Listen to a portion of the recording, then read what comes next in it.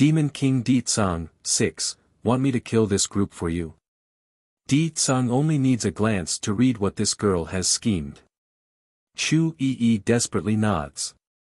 I can help you, but in the future you cannot help your brother in any way. Pausing in his words, he makes an awkward cough to clear that throat. Also, you must help me convince Yen Yen to give me a litter of little foxes in the future. Chu Yi vehemently nods her head this time around.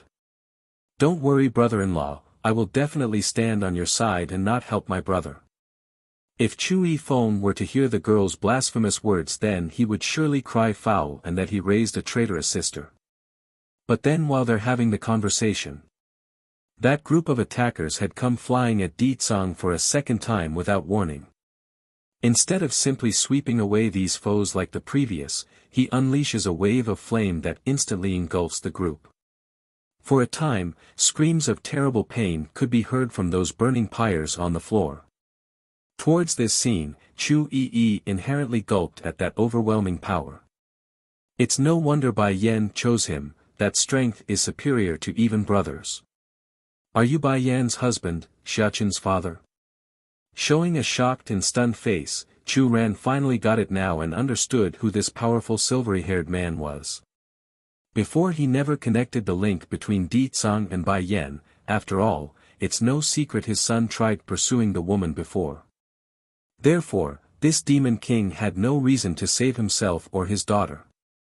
But apparently his dark side had gotten the better of himself. Where is Bai Yan? Di Tsang asks again after noticing the extra attention from the man-child. Igniting the fear in his heart, Chu Ran makes a flustered face at the thought. Bai Yan went back to the medicine sect and I heard these people say they also sent other powerful masters over there. I fear she might have met them along the way and is in danger. In that second, an extremely thick and suffocating aura seeped out of Di Tsang's body, making everyone nearby extremely uncomfortable.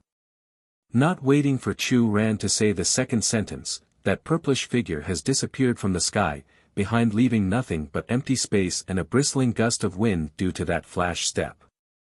Pa, is it true about what you just said, that Bai Yan is in danger? Tugging at her old pa's sleeve, Chu Yi sounded urgent and distressed. I'm afraid so, Yi. This man's strength is not low. If he can catch up to her then things might not be as bad as I think, but he's afraid that the guy wouldn't make it in time. Then the worst might just come to pass. No, he will definitely make it. Tightly clenching her dainty fist, Chu Yi kept comforting her own heart by chanting this. Perhaps the spell worked because her mood did get a bit better afterwards. Oh right, you mentioned something about you and Bai Yan's brother. Suddenly, Chu Ran seems to have remembered something else. Is it true? He doesn't know why either, but the idea of her daughter having a child of her own brought shivers down his spine. The picture of Yi pulling along another steam bun to light fire across the Holy Land would scare anyone, so the blame doesn't fall on him. It's not his fault the troublemaker had priors. It's better this troublesome girl doesn't marry lest she brings out another mini version. Of course, she purses that lip to one side, fake. That's good then. The father promptly exhales a relieved sigh. What do you mean by that, Pa? Chu Yi narrowed in her eyes. Are you saying I'm not fit to deserve him? No, I think it's better for you not to tarnish a pure young teen. Misty Fairy House Crisis 1. Chu Yi's expression went stiff. This. Is he even my pa? It can't be that I was picked up off the streets, now right? Chu Ran then pats his daughter's shoulder like he wants to add something else to his words in order to make it not so wrong. However, a slight chuckle from somewhere had caught their ears and pulled their full attention aside. Did you anger the Lord again? The voice couldn't any more familiar. Swinging their heads around, what reflected into their eyes were Bai Yan's gorgeous figure. Tearing up in the face, Chu Yi just couldn't hold it in. You're all right, Bai Yan. I'm so happy. Sister Yi. Popping his little head out from behind his mother's back, Bai Xiaoqin's cuddly face had on a big giant smile. Are you hoping my mother never be born or something? No, of course not, you silly. Wiping some of those tears, Chu Yi also burst out a big giant smile of her own. I'm just too happy that you are all okay. Pa said there are powerful masters heading to the medicine sect, so we were worried about your safety. You don't have to worry about us. We've also heard about those people heading to the Holy Land and Misty Fairy House, that's why we're here to check up on your well-being. But it looks like my help isn't needed here anymore. Actually, Bai Yan, you're one step late. Your man was here just moments ago and he only left because we told him you were at the medicine sect. He's chasing over there for you right now. Sighing at the missed encounter, Chu Yi lamented the fact that the pair were so close in meeting. Bai Yan didn't mind. Still smiling in the face knowing that the Holy Land's safe, Lord, Yi, I won't stick around to chat any longer now that you're all safe. The Misty Fairy House still needs my help. Not giving the pair down below to say more, Bai Yan pats the dragonessa's head. Let's go, Dragoni, they still need our help. Dragoni? Chu Yi and Chu Ran were both gobsmacked by the dragon's identity. That little lass who always follow behind Shuchen's back is this dragon. It's as I suspected. I knew Bai Yan and Shuchen aren't going to be ordinary back when I first met them. Watching those fleeting figure that's quickly disappearing off into the horizon, Chu Ran issues a long sigh. Good thing she is a grateful person who knows how to return good with kindness. You must stay on good terms with them so that when I pass on, I won't have to worry about you. Getting slightly emotional in the eyes, the girl didn't want to hear it. Pa. Your brother Yifeng is destined to have his own fate in life. He won't be able to give you protection. That's why I want you to follow behind Bai Yan and learn from her. My hope is that she can shelter you. Pa, you are not going to protect me anymore. No, you silly. Regardless of how strong a person becomes, there will always be an end. If I don't make a breakthrough, then it will only be a few decades more before I die. Then I won't be able to shelter you anymore. Perhaps it's the way he said it, or that white sideburn, but his appearance has caused the girl to start whimpering with sadness. In this world, what father doesn't want to protect their own children? Don't assume just because Chu Ran likes to berate Chu Yi as a troublemaker that he doesn't care for her. He does, and a lot at that.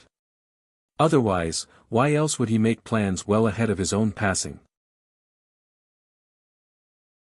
Misty Fairy House Crisis, 2, and Chu Ran turned his head to the girl. You should know there will always be stronger masters out there than your old man I. Who knows when your pa here will leave you forever one day, so my hope now is that you will listen to Bai Yan's words. Though that one has a bad temper, but aside from your brother and you, she is the other person in this world I trust the most. You won't suffer by follow her instructions. Chu Yi's heart trembled at those heartfelt words. In all the years she's been living, she's always been playing and playing, but now, for the first time in her short lifespan, there's a strong impulse. An impulse to get stronger. Back then she could always rely on her brother and pa to hold up the heavens for herself, and then Bai Yan came along to be the third. That's why she never feared anything in life. But now, she wants to do it herself. Pa, I understand. I must be stronger. Only by being stronger than everyone else will I be able to protect the Holy Land in Pa's stead. Perhaps Chu Ran didn't realize it at the time, but this invasion by a foreign power has caused the mentality in this girl to change, and that twinkling light, those eyes were evident of Yi's perseverance. Fairy City. When Bai Yan first stepped through the ruins of the Wang family's estate, her heart literally sank at the tragedy that has fallen this household. It's a devastating scene. There's blood everywhere and countless bodies piled across the courtyard. Just like his mother, Bai Shuchen's reaction was just as bad but more exaggerated due to his tender age. Running inside with a panicking face, Wang Xiaopeng, chubby, Wang Xiaotong, sister, Uncle Wang. He searched and searched. Sadly, the kid found no traces of the pair of siblings that he so dearly wishes to see. Mother. Clinging onto the woman's dress after failing to find anyone, the little steambun's tear-stricken face looked pale and horrified. Xiaopeng and Xiaotong are both gone, I can't find them or Uncle Wang anywhere. Did they face an accident like the rest here? Giving her son a comforting rub on the head, think positive, it's good that you didn't find them yet. It proves they are still alive. Really? There's a pinch of hope in the kid's face, mother must be right. If I can't find their bodies then that can only mean they either ran away or hid somewhere. Then from out of the blue, a slight rustling sound from another spot of the manor had caught their attention. Before the boy only searched the main rooms and guest rooms, not the wooden shack housing the firewood near the kitchen. Therefore, Bai Yan's gaze almost immediately turned towards that direction without a second thought after picking up the movement. There must be someone inside the firewood shack in that direction. Lowering her voice in a hushed tone, she leads the boy and little Missy over in tittering steps. Come, we will go see. It didn't take much walking to reach their destination, only a few turns around the corner. Using her hand, Bai Yan pushes the door open following a creaking sound of rusted metal and old wood. There, she could see the young girl holding a kitchen knife. She's only around 8 to 9 years old, but that terrified face and crying tears told the other side she must have experienced something horrible. Xiaotong. Startled at first, Bai Xiaoqin's face immediately turned from surprise to great joy. Maybe it's the familiar voice of the boy, or it's her name being called out, but the young girl dropped that kitchen knife and literally threw herself at the other side. She wailed and cried wholeheartedly at that moment like she's pouring out those pent-up emotions. My brother was taken by those evil people, and my father is also gone. Yuh, I'm so scared, I'm scared. Misty Fairy House Crisis 3. In the fit of the moment, the poor girl's snot and tears had smothered up the boy's clothing. Towards his now messy self, Bai Xiaoqin definitely didn't like it. After all, he's a clean and tidy little fox, not a dirty one like those in the wild. Hurrying to retreat a step so he has some distance, Xiaotong, don't be afraid, we are here to save you all. Tell me what happened first. Blurry from her own tears, Wang Xiaotong finally manages to get herself together. I do not know what is going on either. A group of evil men just barged into my home before and demanded my father to open the gate into the Misty Fairy house. Daddy refused, of course. That's when they started to kill everyone and kidnapped brother. It was Daddy who hid me in the firewood shack, so when I heard someone coming back again, I got scared and made that noise earlier. What she really meant with the last part was that she didn't know help has arrived, otherwise she would have ran out at the first sign of Bai Yan's arrival. Wang Deqiu, father, and Wang Xiaopeng, chubby, is inside the Misty Fairy house. Furrowing her brow at that knowledge, Bai Yan then shifts her attention down to the dragoness beside herself. Dragony, can you look after Xiaotong for now? It will be dangerous to bring her along. Okay, showing a sweet smile, Queen, I will protect her while you and His Highness is away. Don't worry about us. Queen. Highness. Wang Xiaotong wrinkled her temple, seemingly confused by the way Dragony addressed the mother and son pair. According to this little girl's memory, Di Tsang was only a noble. Son, we will go save Wang Xiaopeng now. Holding her son's hand, then ducking down a little to caress the Missy's hair, it won't be long Dragony, we will be back very soon. She nods vehemently, I will be here waiting and not go anywhere. Towards this young dragoness, Bai Yan has a lot of confidence in her will to follow orders. Aside from the fact that she bloomed quite late in her life, there's not much else to fickle about. Therefore, she didn't delay at all and left after leaving behind a confident smile. Due to their previous visit through the Wang family's home, the Bai Yan was able to easily locate the giant bronze gate.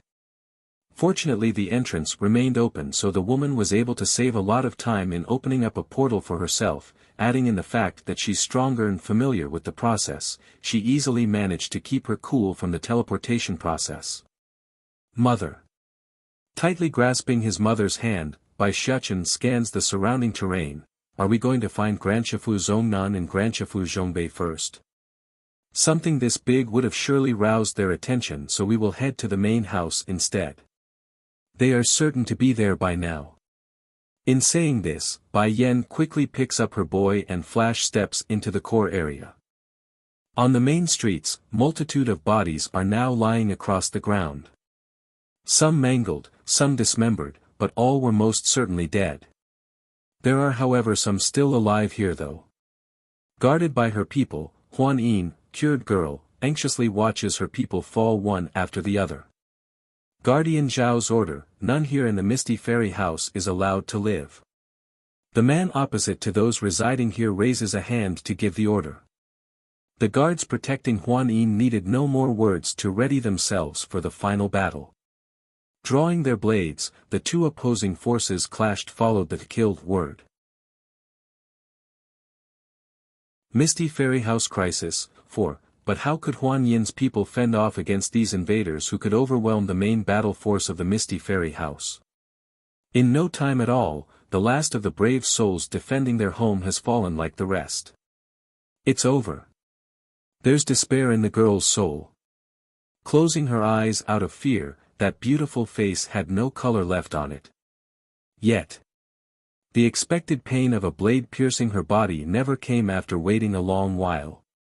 Slowly, she opens a tiny gap in her eyes to take a peek. Instead of the enemy she assumed would be standing in front still, there's only a single person standing in front blocking that view. Towards this sudden intruder, Huan Yin would never forget that face nor the rosy red dress fluttering against the wind. Boom! Suddenly, an intense burst of air explodes out of that rosy dress as that hand snaps the enemy's pointed blade with sheer force of the finger. Huan Yin could only stand there like a frozen statue over this image. She didn't blink. Heck, she could barely breathe over that immense power she felt. It's too exciting to believe what's happening till her heart's pounding from the thrill of the moment. Done repelling the attacker with her dominance, Bai Yen begins to speak despite having her back to the girl. Go tell everyone else that the chief's home doesn't need their help. These people are mine and mine alone. You, okay. Nodding cluelessly, Huan Yin didn't quite register the order at all and only replied out of reflex. Then watching that extraordinary female flying off to confront the enemies by herself, the girl finally came back to her senses after that dullish daze. Making a bittersweet smile, you saved me again for the third time. The first time would of course be when Bai Yen cured her of that condition on the dragon boat. Because of that incident, Huan Yin was now able to cultivate like the rest of her peers. The second time being silvery and goldy, nearly dragging her down into the bottom of the river. If she wasn't rescued in the nick of time, she'd be a watery ghost already from drowning. And now this makes it the third time. Miss, the last surviving guard struggles over and weakly asks, should we go over to the chief's home and help? Huan Yin shows a frown. Do you not see the strength of these attackers? If we go then it's no different from throwing away our lives. But, we're going back to tell everyone. The chief's home doesn't need our help. She believes her. One for being able to repeatedly bring forth miracles, the other being that Bai Yen was the granddaughter of Chief Wu Wei. If she claims to be able to handle this then Huan Yin won't doubt it. Thinking up to here, the girl didn't dwell on the matter and directly turns around for the other way. At this same moment, there's a smell of smoldering char hovering around the chief's estate. Zhongnan and the other elders had made a protective circle around Chief Wu Wei's family. Due to this reasoning, the wife and son was able to escape danger despite having so many enemies here. Father, who are these people? Why did they come make trouble at the Misty Fairy House? The womanizer known as Sun Huan, II, asks his old man the chief for some answer. He's very agitated and nervous, so he didn't think twice about what to say. Did you rob their daughter or did you sleep with their wife? How can they attack us in such force otherwise? Nearly throwing up blood at those damnable words, Chief Wu Wei really wants to pry open his second son's head to see if there's only rocks in there. Damn it, why did I give birth to this blasted boy? Does he have shits for brains or something? How can he ask his old man such stupid questions at a time like this? Quit your yapping, boy. If you keep spouting nonsense, then I will tear that mouth off. A seep of exasperated anger filled Chief Wu Wei's voice. Puckering his lip to one side in discontent, the womanizer clearly didn't like that. I knew I should have gone with Bai Chong Feng that day. At least in the medicine sect I will be treated well instead of wiping your ass like this here now. You. Shaking all over from the frustration of having this blasted boy, what did I do to deserve this son? Misty Fairy House Crisis, 5, Clank. While the womanizer was preoccupied with his quibbling, a long sharp sword had come swinging over. In the urge of the moment, the older brother Yun Feng did the only thing he knew how and raised his own blade to fend off the attack. Unfortunately, the consequences of this act were a hard hit to his own body from the recoiling force. Spewing blood from the mouth, Bai Yan's father was now ghostly white in the face. Yun Feng. Jun Tianyu, mother, exclaims in great fright, "Don't worry about me and my husband, you all go protect my sons." Chief Wu Wei also supported his wife's decision and commanded the elders to do as she says. Didn't you hear my wife? Go now. Not able to refuse the order, the remaining elders could only evacuate to the two young lords' side. There were some other forces coming to help, but somehow the numbers have sharply dropped in the past couple of minutes. Now there's only the remaining half of the original fighting force of the main household. Ha ha ha. Guardian Zhao starts cackling with laughter after seeing the crumbling line of the defenders. Oh Chief Wu Wei, are you still waiting for reinforcements to come? I got bad news for you though. The rest of the powers in the Misty Fairy House should have been killed by my people already, and I also sent some powerful subordinates to the Dragon Clan here. I speculate all of them are dead by now. So. The person sneers with sarcasm, there won't be anyone coming to help you. Oh. Is that so? Right when Guardian Zhao was being so confident while divulging his own plan, this quaint yet ridiculing voice decides to cut down from above. It's all too familiar to those from the Misty Fairy House, so they all looked up in shock. Yener, Xiachen. Yun Feng nearly lost his soul upon recognizing who it was. Why did you two return? Leave. Hurry and get away from here. Not moving from her spot up in the air, Bai Yan stares down at the group of enemies like she's found her prey. Yener.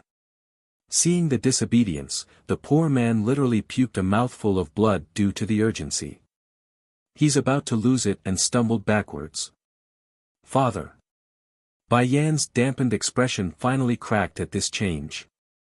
Showing a slint of panic, she dives down with her son in tow. Grandfather, are you all right? Blinking innocently, Bai Xiachen's voice carried a tone of worry when he asked after landing. Despite the incessant coughing, Yun Feng desperately clasped onto the child's shoulder. Xiachen, you must listen to grandfather here. Take your mother and leave here before it's too late. Yener, Yun Feng is right, you shouldn't have come back. Jun Tianyu makes a bittersweet smile and comments as well. Does the heavens not want our Misty Fairy House to live?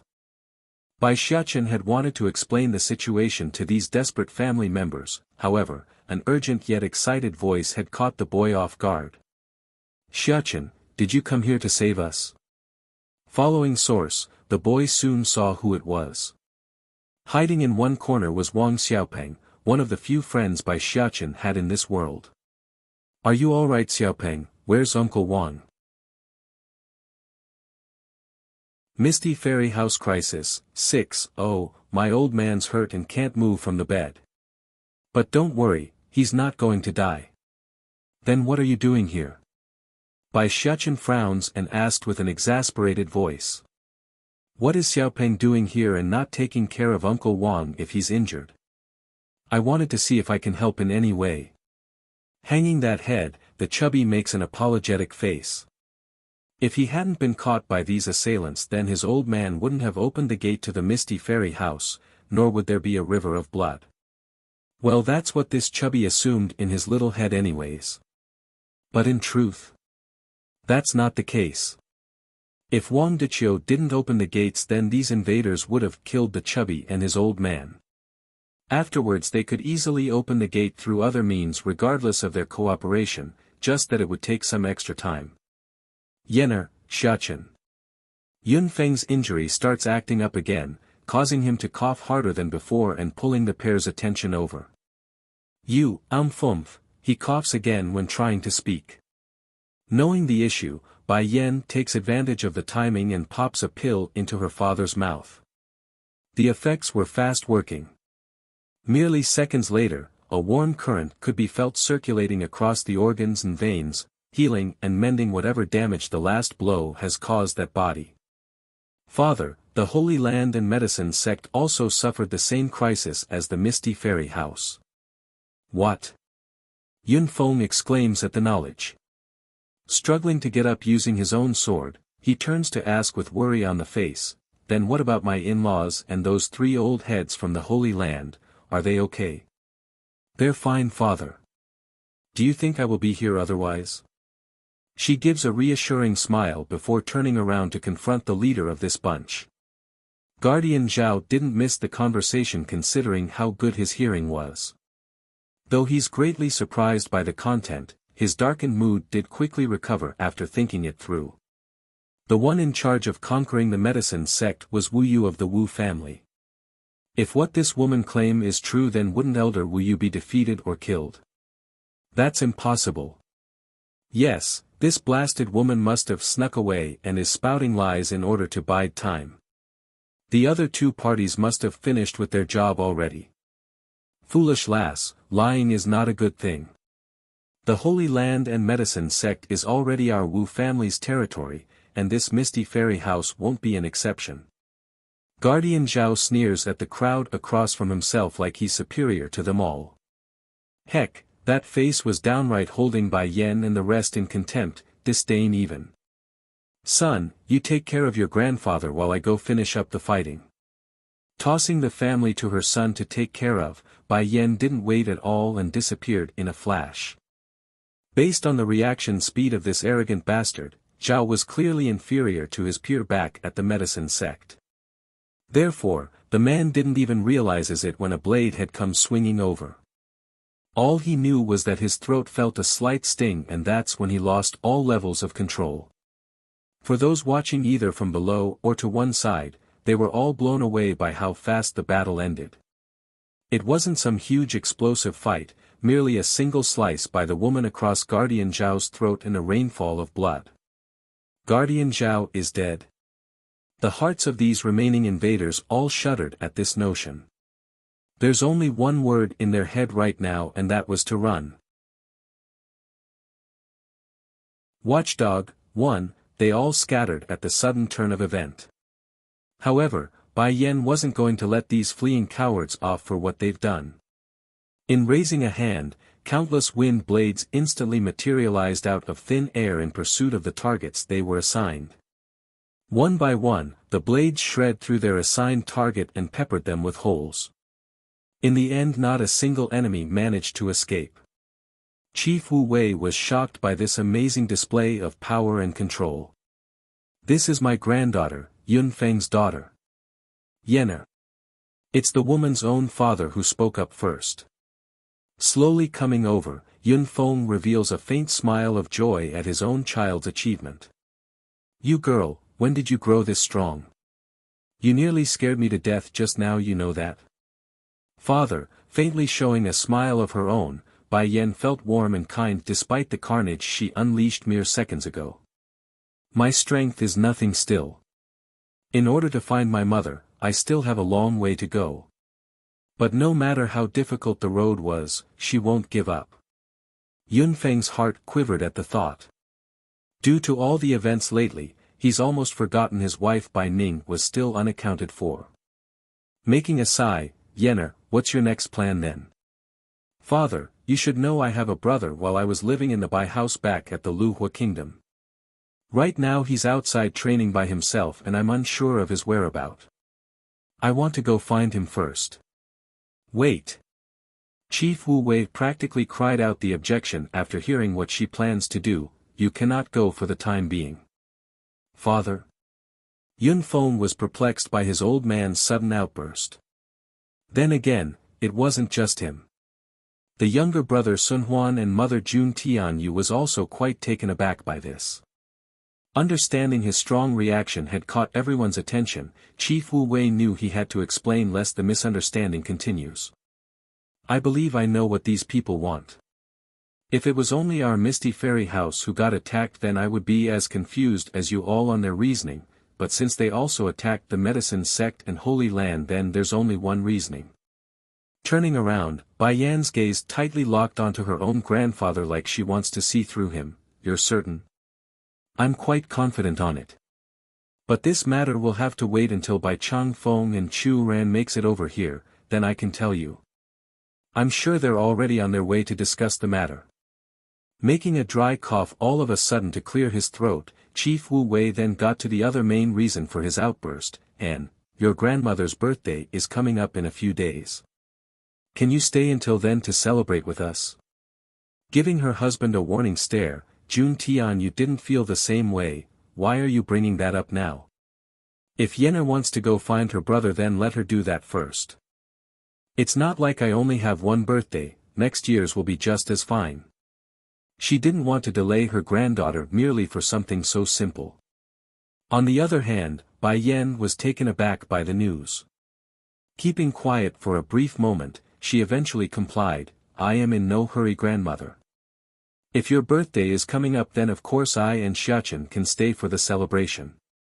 Moreover, I also want to learn the reasoning behind the attacks by the spirit realm's denizen. Chief Wu Wei undoubtedly felt relieved at having them stay. Ever since that day when they realized the girl's identity, the family has never gotten much opportunity to patch things up. This would be the perfect chance to cultivate some feelings between the young and old. Mother, Bai Shechen suddenly tugs at his own mother's hand using an innocent voice, can we go check up on Uncle Wang? He's injured and most likely needs mother's help. Okay. She readily answers the boy's wish. Watchdog, 2, Xiaopeng, where is your father now? Sister Bai Yan, I'll take you to my father, I'm sure he will be very happy to see you. Lighting up in that meat galore of a face, Wang Xiaopeng's jiggling body looked like it would drop a piece of meat off at any moment when he's walking. Watching that departing boy's back, Bai Yan couldn't help but muse, Xiaopeng seems to have gotten chubbier since the last time we met.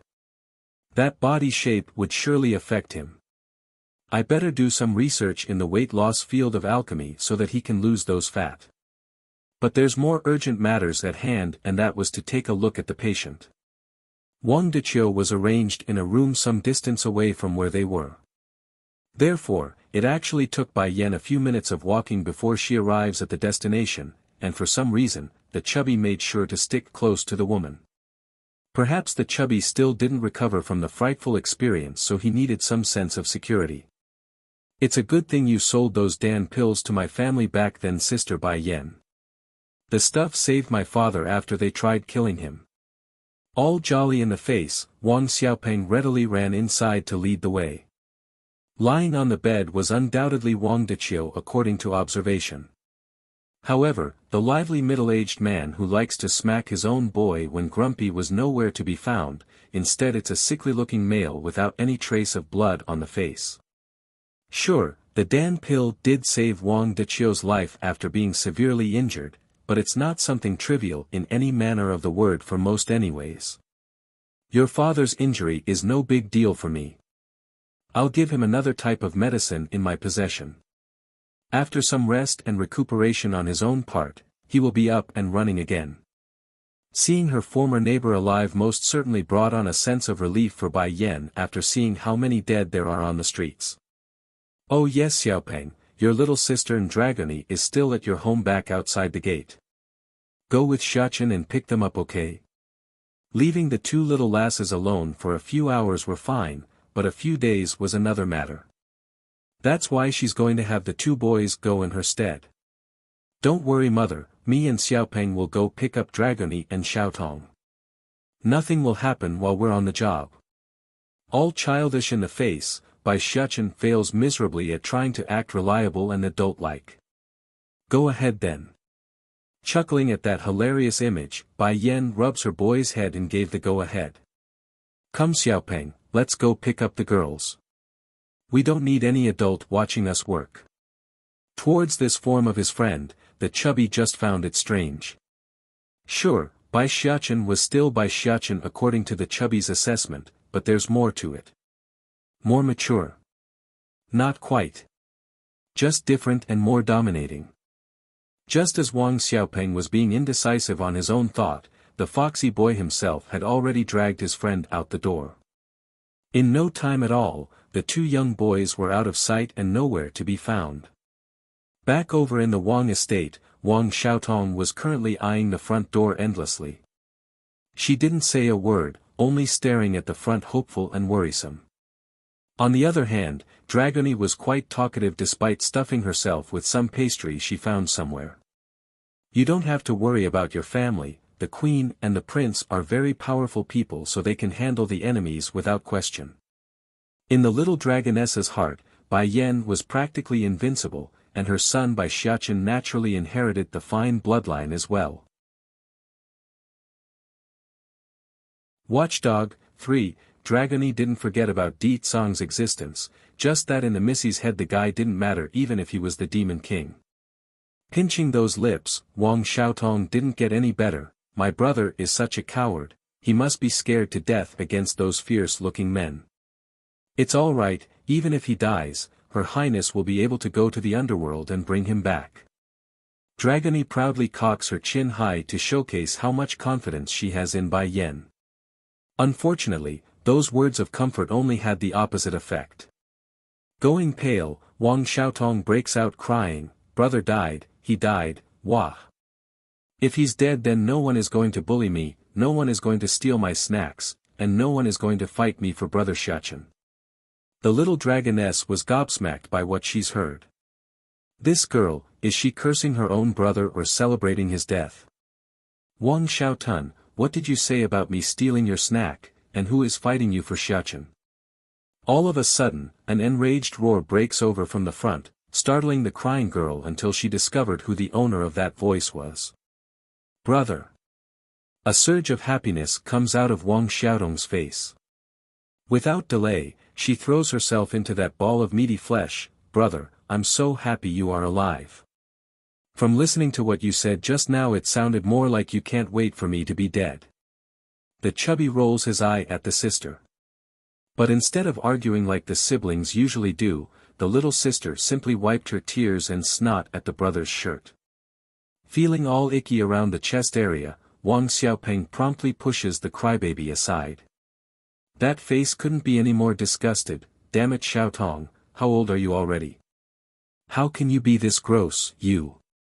Then just as he was about to lecture the girl about what it means to be a female and how she should behave, the beautiful young lady further behind his own sister had instantly captured the chubby's attention. Though Dragony's mouth was still clinging with pastry crumbs from all the stuff she's been eating, it couldn't hide her fine contour. In fact, it only gave her a touch of naive and lovely air. Oh Dragony, do you remember me? Grinning right up to his chubby eyes, Wang Xiaopeng begins his usual pick-up phrase. This would be the second time this boy had met the dragoness. The first being when Bai Yan brought the two kids to the Wang family before stepping into the misty fairy house. For this chubby, he could vow to the heavens he's been love-struck. An arrow straight through the heart and love at first sight. On the contrary though, Dragony herself only felt troubled by the added attention. Turning to the princely boy in her view, she pleads for help using her own eyes. Wang Xiaopeng. Bai Xiachen swiftly cuts in between her friend and the girl. Pushing the chubby a bit back like a mother hen, you already have a little sister so you are not allowed to hit on mine.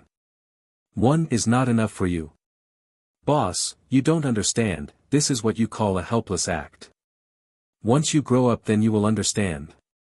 Wang Xiaopeng then makes a heaving long sigh, just like those adults do when discussing certain topics of love. Prince, Dragony didn't care about the extra around herself, she only wanted to fill her tummy at this moment.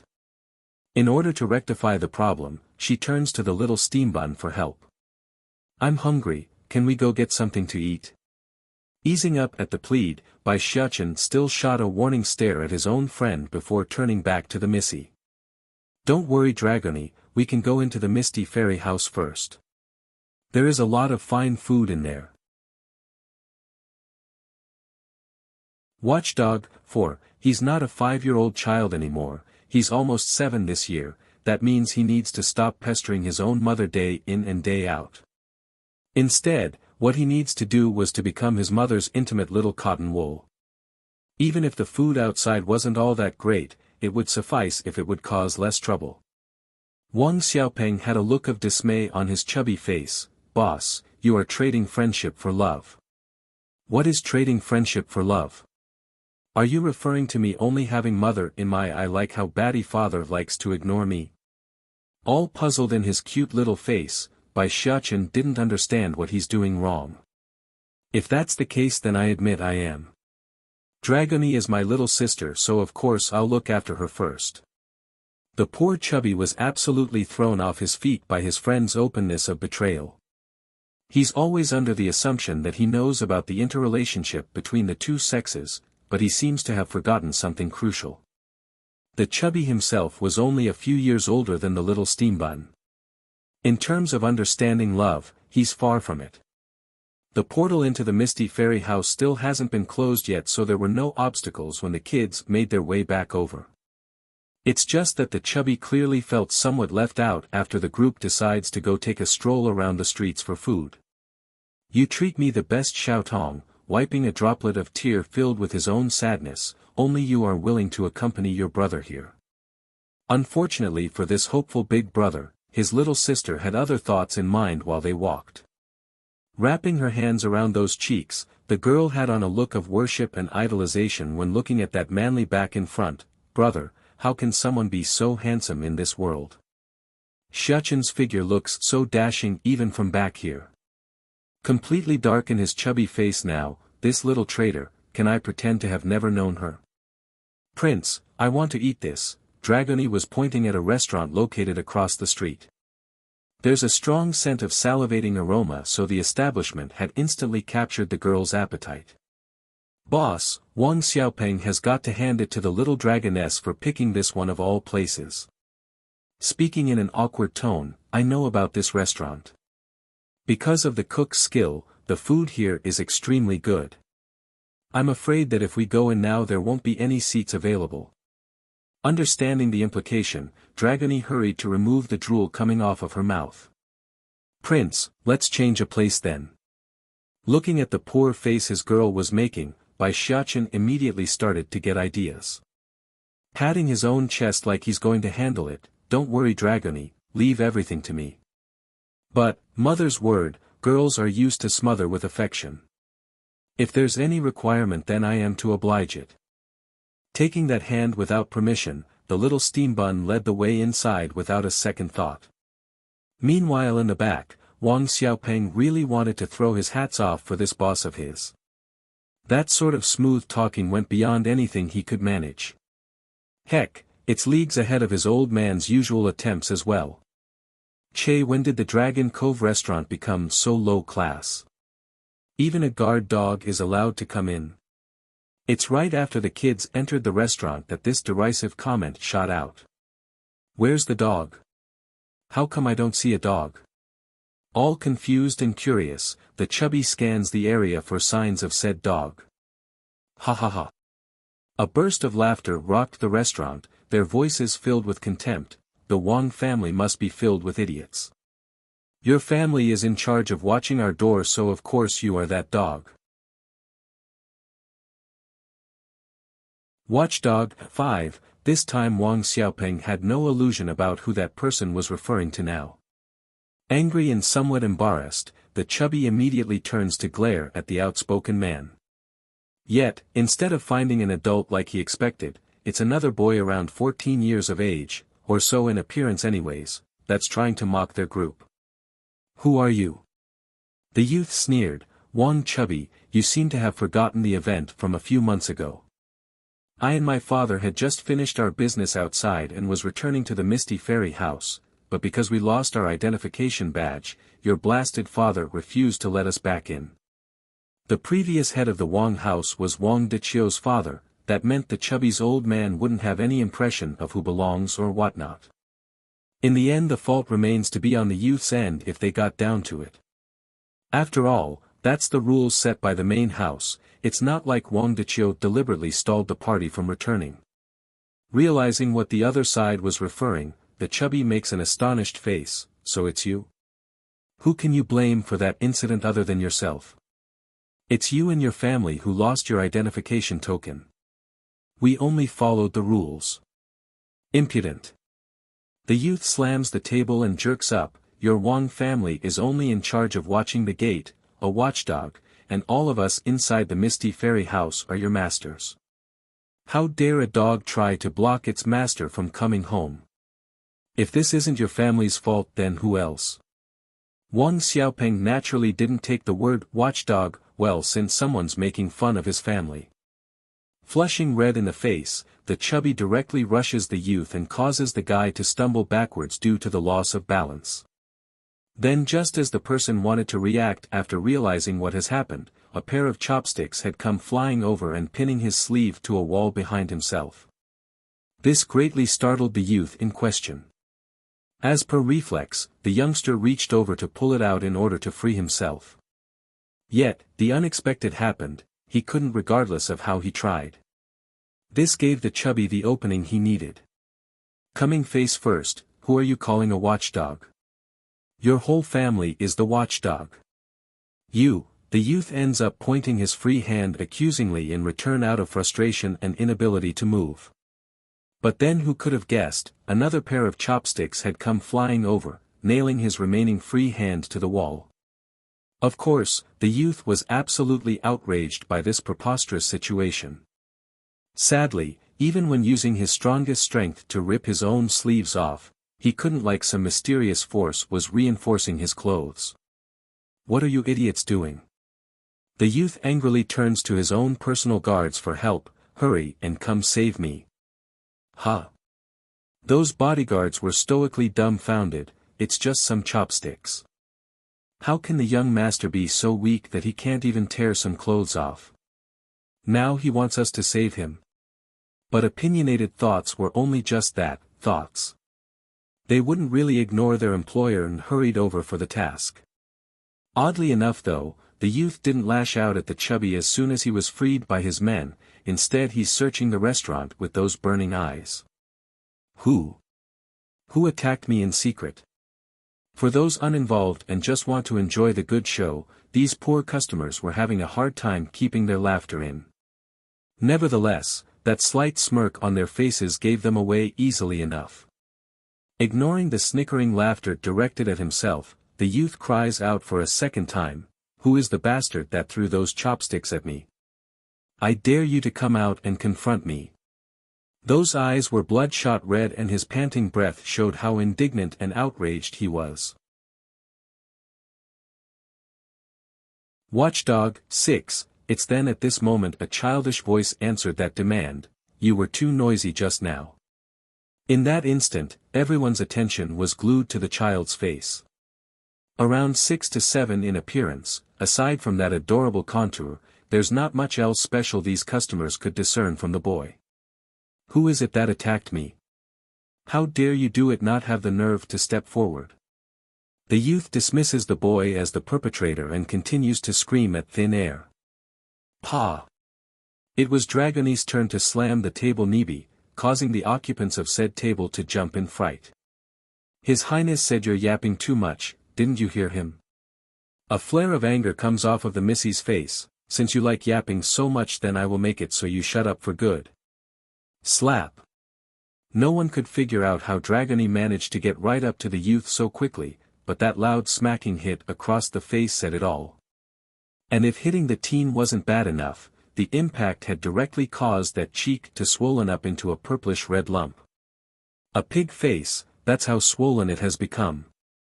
Turning back over in dismay after being hit, you Sadly, the teen's words didn't even get to finish before another round of smacking came swinging over.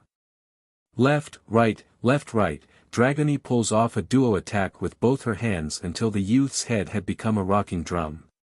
Now one could barely recognize this swollen lump of bruised-up meat as the teenager from earlier. Poof! Suddenly, a mouthful of blood came spitting out of the teen's mouth. Mixed in with plenty of broken teeth in that puddle, no one wanted to look at this painful sight. But apparently this little lesson wasn't enough to scare off the youngster. A garbled slew of words came pouring out of that pig face. Obviously it's some kind of curse word or threat. The guards that came along may not know what their employer was trying to say, just like every other customer in the restaurant, but they could already take a good guess and decides to act as an interpreter. Just you wait, Wang Chubby, our house master will definitely make a case with the chief's house. Be prepared to be expelled from the Misty Fairy house. Bai Shuchen bursts out laughing, alright, I'll wait for you to come expel me. Young master, let's go back and tell your father about this. I'm sure he will avenge you. Since the guards were too cowardly to fight, they didn't let their employer but in another word and forcibly dragged the teen off without a second delay. Prince, Dragony cheerfully comes up to the little steam bun after seeing the group disappear. Those people are gone now, so they won't be bothering us anymore. Better yet, there's now a seat open for us. Good job, Dragony, you did well there.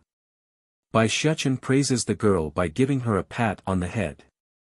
This was how Bai Yen rewards him when he does something well, so the act has become his way of approving others as well. Young sirs and lady, the waiter decides to chime in with some advice after seeing how carefree the kids were acting when strolling towards the table. It's best if you all return home to find your elders right away to discuss a solution, otherwise you may really be expelled from the Misty Fairy house. Don't be silly, someone that is able to kick my boss out of the Misty Fairy house still hasn't been born yet. The chubby snorts at the advice and dumps his big ass onto the chair to indicate his decision. It's exactly as the chubby says. Bai Shuchen was the grandson of the chief's house. If anything, it's the other way around and the youth should be panicking.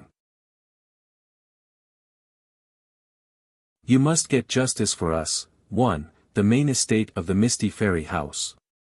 Chief Wu Wei was just in the middle of giving commands to his people in cleaning up the yard and a guard rushed over to interrupt his business.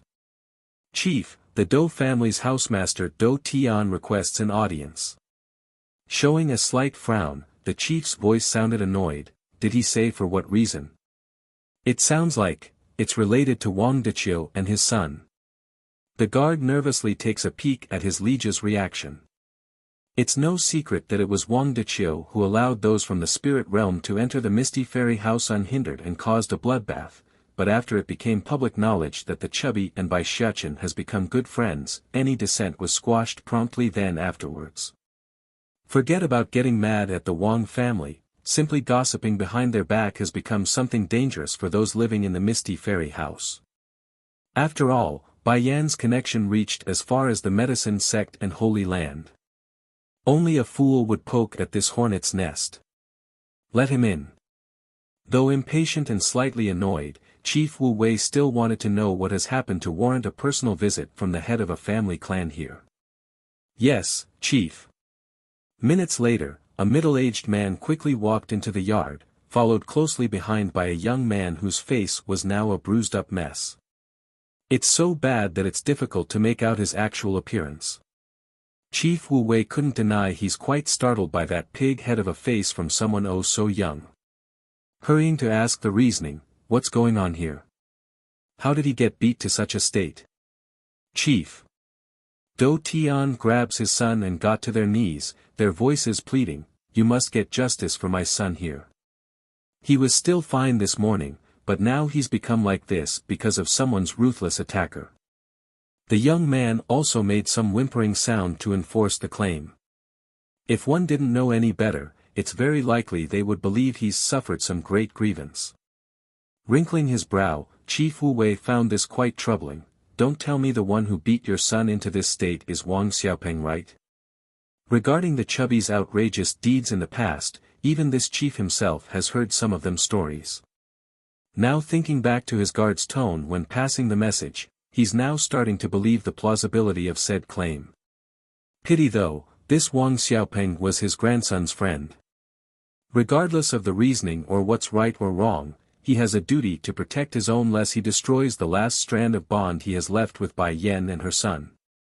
The matter with the eldest Yun Feng still hasn't been settled yet, so this chief doesn't want to add any more incriminating factors to his own case. He's already on the last stand before being abandoned by the whole family. No, said Dou Tian, biting his teeth through and through. The one who harmed my son is a little girl. I suspect this evildoer has a purpose in mixing into our Misty Fairy house. Chief, we must subdue this girl, not just for my son's safety, but for the Misty Fairy house as a whole. In other words, this man's claim was that single young girl who's barely old enough to be considered a teen in appearance could raise enough threat to harm the entirety of everyone here. Little girl. Chief Wu Wei shows a dull and baffled expression. It wasn't Wang Xiaopeng, but a little girl of unknown origin. Dou Tian, can you have your son identify the girl then? That's not a problem, said the man. I'll send my people to go find that little girl, and then. But before this person could finish his delighted words, a childish voice had cut him off from afar. The Misty Fairy House's #1 restaurant doesn't live up to its name. Compared to my mother's cooking, it's too lacking. When mother has free time and can cook up a meal, I will give you a piece dragoni, but only piece though. Thank you, Your Highness. The responding female voice was full of joy and crisp to the ear. You must get justice for us, too. When the youth recognized how familiar those two voices were, he immediately jumped up with excitement only to be followed by another loud and somewhat arrogant voice from the new entry. Boss, you are too picky, I think the restaurant's food tasted just fine. If anything, it's that dog who likes to bite others which tainted the mood. Woo-woo. The youth kept making whimpering sounds. Though vague and indecipherable, those angry eyes were dead set on the group of children who just walked into the yard. Likewise, the kids had also taken notice of the kneeling father and son pair, causing them to stop in their track. Son, Dou Tian suppresses his inner anger, is this the group who attacked you? The youth nodded hurriedly, those eyes flaring with rage. I now have father and the chief acting as my support, as if I would be scared of them now. Thinking of this, the young man's pig face actually revealed a look of pride. Cocking that messed up chin, he arrogantly glared at the children like he's about to step on some insignificant ant. Bai Xiachen on the other hand could care less what the other side thought or wanted of him. Showing an innocent and bright smile, the little steam bun hurriedly ran over to the chief's side and tugged at the grandpa's sleeve. Great-grandfather, I'm so happy to see you. Now that's what you call a bullseye. Chief Wu Wei literally felt his bones melting away from that word. Seriously, only the heavens would know how miserable he's been since that day where they discovered the goddess was no more than a fraudulent maid. Not only has his two sons and wife been ignoring him the entire time since then, Bai Yan still hasn't recognized him as her grandfather yet. Thank goodness, at least someone in this family recognizes my status. Chief Wu Wei cries tears of joy at the sudden achievement he felt. Dou Tian had originally wanted to make a case against this group of kids until he heard the way Bai Xiachen addressed the grandpa. Almost instantaneous, the man had become as hard as a rock and stared in horror at the boy. Great-grandfather? Then that means his mother is the rumored biological granddaughter of the chief and Yun Feng's biological daughter. Like his old man, the youth who was still being overly excited at the possible chance of revenge was now staring his eyes out in absolute shock. Shit! The boy's mother is Yun Feng's daughter. What the fuck is this setting? All I did was insult this chubby a few words and now I've attracted this dangerous group. Good Xiachen, great-grandfather here is very happy to see you too. Losing that stern air from earlier, Chief Wu Wei gently caresses the boy's head like a loving grandpa. Now tell me, what happened while you were outside? Blinking innocently without a hint of devious nature, before this person from the Dou family insulted Xiaopeng and his family, saying he's my friend's master. And since Wang Xiaopeng is my follower, me being his boss, I naturally have a duty to do something. Couple this with the rude words he said to me, Dragoni went ahead in my stead to teach him a lesson. Although Wang Xiaopeng was older than this little steambun by a few years, it doesn't mean anything. As long as the chubby recognizes the boy as the boss, then he's the boss. Strength has no age limit, that's a rule everyone recognizes in this world. Chief Wu Wei's expression promptly got cold when turning around to face the pair of deceitful liars. Did that happen as my boy says? Dou Tian knew they were screwed now. Forcibly dragging his son back down to the floor, the man shakes profusely, for he knew what awaited them both for creating this fiasco. You must get justice for us. 3. Chief, I didn't know this little boy is the recently recovered grandson of Master Yunfeng's. I implore your lordship to have mercy on our ignorance. Banging his head against the floorboard, the man known as Dou Tian quickly forced his own son to do the same after seeing how cluelessly dull the teen was acting. You brat, how dare you provoke Sir Shuchen here? Quickly apologize to him. After the initial kowtows, the man also attempted to soothe the mood with that so-called charming smile of his. Sir Shuchen, you lectured my son well. This brat here only knows how to go make trouble outside day in and day out. It's a blessing for me and my clan that you would have your maid discipline my son in our stead. Originally Dou Tian only wanted to flatter and kiss up to the boy, but his words weren't thought out very well and hit a bump instead. Dragoni isn't my maid, she's my little sister. Bai Shuchen clearly sounded upset in his voice. If you keep talking nonsense, then I will have great-grandfather here tear your mouth apart. Shuddering with great fright, Dou Tian looked dangerously white because he never expected this mistake. It couldn't be helped. He never heard of Bai Yan having a daughter, only a son according to the rumors floating out there. I deserve to be hit. I said the wrong thing. To prove his sincerity, the man actually slapped himself rather hard. Right away, that face had swollen into a bumpy bruise like his son's. Unfortunately for the other side, Bai Shuchen's temper still didn't let up. Turning away, the boy didn't want to look at them. A humph. Chief Wu Wei makes a dry cough to clear up his throat. Oh right, Dou Tian, didn't you say you wanted me to get justice for you? How do you want me to help? You also said little Dragony here is a threat to everyone in the Misty Fairy House and needed me to dispose of her. Is that what you want? The housemaster of the Dou family really wanted to throw himself into a hole and never come back out right now. Misunderstanding, this is all a big misunderstanding. Partly true, it was a huge misunderstanding on his end for not investigating first. If this Dou Tian had known the one who beat his son silly was the grandson of Yunfeng and great-grandchild of the chief, then he would never show his face around here, let alone have the guts to come demanding justice. Misunderstanding? Chief Wu Wei chuckles coldly to emphasize his displeasure. Your misunderstanding really is a big one. Are you planning to say my home here is a threat as well? Collapsing to the floor and unable to get back up, Dou Tian felt despair at what the chief meant by that last comment. It's pretty much a death sentence for his clan even if they do get out of this unscathed. Who would ever use them again? Who would ever cooperate with them again? None, that's who. No one would want to work with the Dou family again. Shuchen, Chief Wu Wei changes his attitude to a nice one again when turning to the boy. How do you want to punish this pair? I want that teen from the Dou family to be Wang Xiaopeng's follower. Biting his nail, the little steambun flickers with light in those eyes like he's scheming something evil. That's a good choice. Now what about the other one? Great-grandfather, you said his name is called Dou Tian. All smiles there, the boy's words somehow sounded ominous despite it being all cheerful. I think it's rather unsuited for him to have such a mighty name. Note, Dou Tian in Chinese means challenging the heavens. Ruffling the boy's hair, then what sort of name do you think is suitable for him?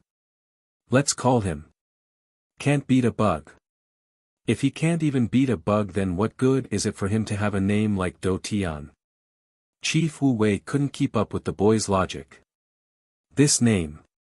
Why is it so strange? But then, since his great-grandchild has spoken, he as the adult wasn't going to disagree. Okay, from now on he will be renamed Can't Beat a Bug. Now that's what you call suffering. Do Tian's reputation would surely become ruined after this joke becomes widespread. Looking down at the son who's responsible for his own misfortune, the man grew vicious. Just wait until we go back. You must get justice for us, for, if it weren't for this brat then I wouldn't be so miserable. Can't beat a bug, did you not hear my words? Bai Shechen furrows up his lovely brows. He is from here on forward Xiaopeng's follower. What makes you think he can follow you home? Turning to his friend, Xiaopeng, give him a name. The chubby actually crumpled up his face over this dilemma. Apparently giving someone name was too difficult of a task for this kid. But an idea did come to him after a minute of struggling. Oh, I know. He insulted me before, so I will use the same name for him. From now on he will be Watchdog. Watchdog whimpers loudly this time towards his old man. The youth wanted to plead to his father for help because he had no wish to follow the chubby back to the Wang house. Unfortunately, the newly named Can't Beat a Bug dismissed the pleading look he was getting and quickly left for the door. It couldn't be helped. As the master of a sizable family, the former Do Tian was sure to have more than one son. There's hardly enough reason for him to go against the chief's command just for a son who failed him so miserably. Watching his father's fleeting back disappearing from view, Watchdog crumbles to the floor, his body paralyzed from the shock of being abandoned. Before long, 2 long trickles of tears slowly flowed down those bruised-up cheeks before this youth turned to face the 2 boys. What are you look at me for? The chubby shoots a glare in return. I am not gay, so lose that idea. What's more, it's not like you are any good looking. If you keep staring at me, then watch how I will dig out your eyeballs. Watchdog instantly flinched at that threat. No longer daring to make eye contact, this former young master of the dough house was now shaking profusely like a frightened puppy. Of course, the chubby was only throwing some threats around for the insult he received before. It's not like he would really dig the other person's eyeball out. That's too gross for the likes of him. Maybe a few more scares would suffice. Watchdog, from now on you are my follower. If I say east, then you must go east. If I say west, then you must go west. If I say laugh, then you can't cry, understand? As the old saying goes, one must lower their head if living under another's roof. Hearing the order, Watchdog hurriedly nodded his head to indicate he understood. Good, very good, now show me a smile. Wang Xiaopeng looks down at the dog in front of himself like he's looking at a pet. Sadly, the act only had the alternative effect of disgusting the chubby. A pig face smiling to him, as if that would be decent to the eye. If anything, it might make him gag instead and have nightmares during the night. Oh, forget it, you'd better stick to crying lest I be scared to death by your face. Patting his own chest, the chubby makes a face like he still hasn't recovered yet from the shock. Ignoring the over-exaggerated play his friend was making, Bai Shechen turns to the grandpa instead. Great-grandfather, where is my mother? Oh, she's in the backyard with your great-grandmother. Okay, nodding at the answer, the little steam bun led the way by holding hands with the little dragoness. Dragony, let's go find mother. The girl followed along without any protest as usual. A clever move by her, of course. However, the chubby in the background on the other hand wasn't so happy. For some reason, he's got this notion that he's been abandoned by his boss. As the madam of the house, Jun Tianyu's birthday banquet wouldn't lose out to Bai Changfeng's in any way. And since they have now learned of Bai Yan's past and who she's close with, the Lan family was also naturally invited, pushing this adopted family into the envious limelight for a second time.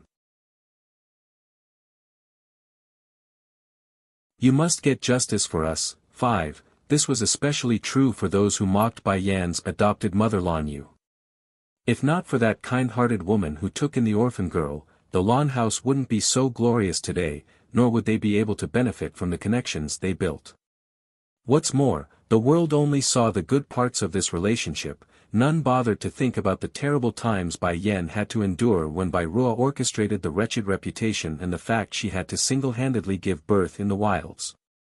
Great-grandfather. Even from far away, Bai Yan and her son could see the members of the Lan family coming over. But as a child, Bai Xiachen naturally couldn't wait and made a run for old Lord Lan's leg. This immediately shattered the stern and harsh expression on the old grandfather. Xiachen, it's only been half a year and you're already so tall. Clinging to the leg, then to the hand, the boy was absolutely craving for attention. Great-grandfather, although I now have 3 great-grandfathers, I still miss you a lot. Smiling even deeper in the eyes, the old grandfather just got sugar-coated by those oh-so-sweet, sweet words. Oh, you're not only taller now, your tongue also got sweeter. How can your great-grandfather I not like you? Old Madame Lan as well. This grandmother was smiling right into her heart at this sight. But instead of adding more words to the pair's reunion, she's more inclined towards her own sex.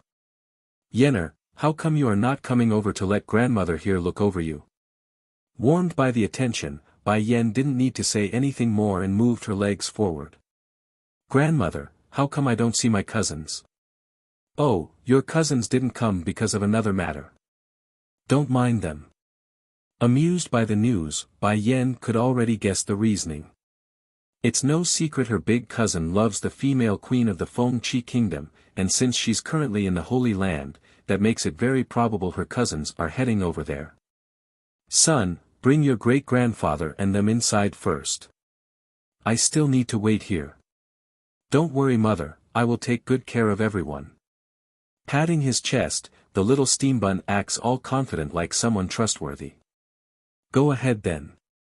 Ruffling up that hair at how adorable her son was acting, Bai Yan couldn't help but chuckle at this boy's growth. Unbeknownst to everyone though, this woman was in fact rather worried about something despite her happy appearance. The main reason being her husband Di Tsang. According to Lord Chu Rant's words, the Demon King should have gone to the medicine sect after rushing over to the Holy Land first. However, it's already been a few days since then. If it's only going over there to check on her, the man should have been done by now and well on his way over here. Did something happen? Exactly at this moment when her thoughts were spiraling into unnecessary worry, a familiar voice suddenly knocks her out of it from the rear. Yenner, are you waiting for me? Without giving her a chance to respond, a pair of powerful hands pulled her into a tight embrace. It's warm and comforting, giving her all the security she needs to feel at ease. Where did you go? Why so late? Visitor from the Spirit Realm. 1. I went to find you at the Holy Land and Medicine Sect, but after discovering you weren't at either places and that you're safe, I went ahead and removed the remaining people from the Spirit Realm instead. You wouldn't blame me for coming late, would you? The man's somewhat needy breath kept puffing against her neck, causing the mood to become somewhat sexual and lovely. Towards this, Bai Yan didn't mind and squints her own eyes instead before responding with a forceful kiss of her own. She's been having her tofu eaten enough times by this pervert already, so it's time for some payback. As the guests from the various factions and powers slowly trickled in throughout the day, the mood in the air had also gradually grown in kind.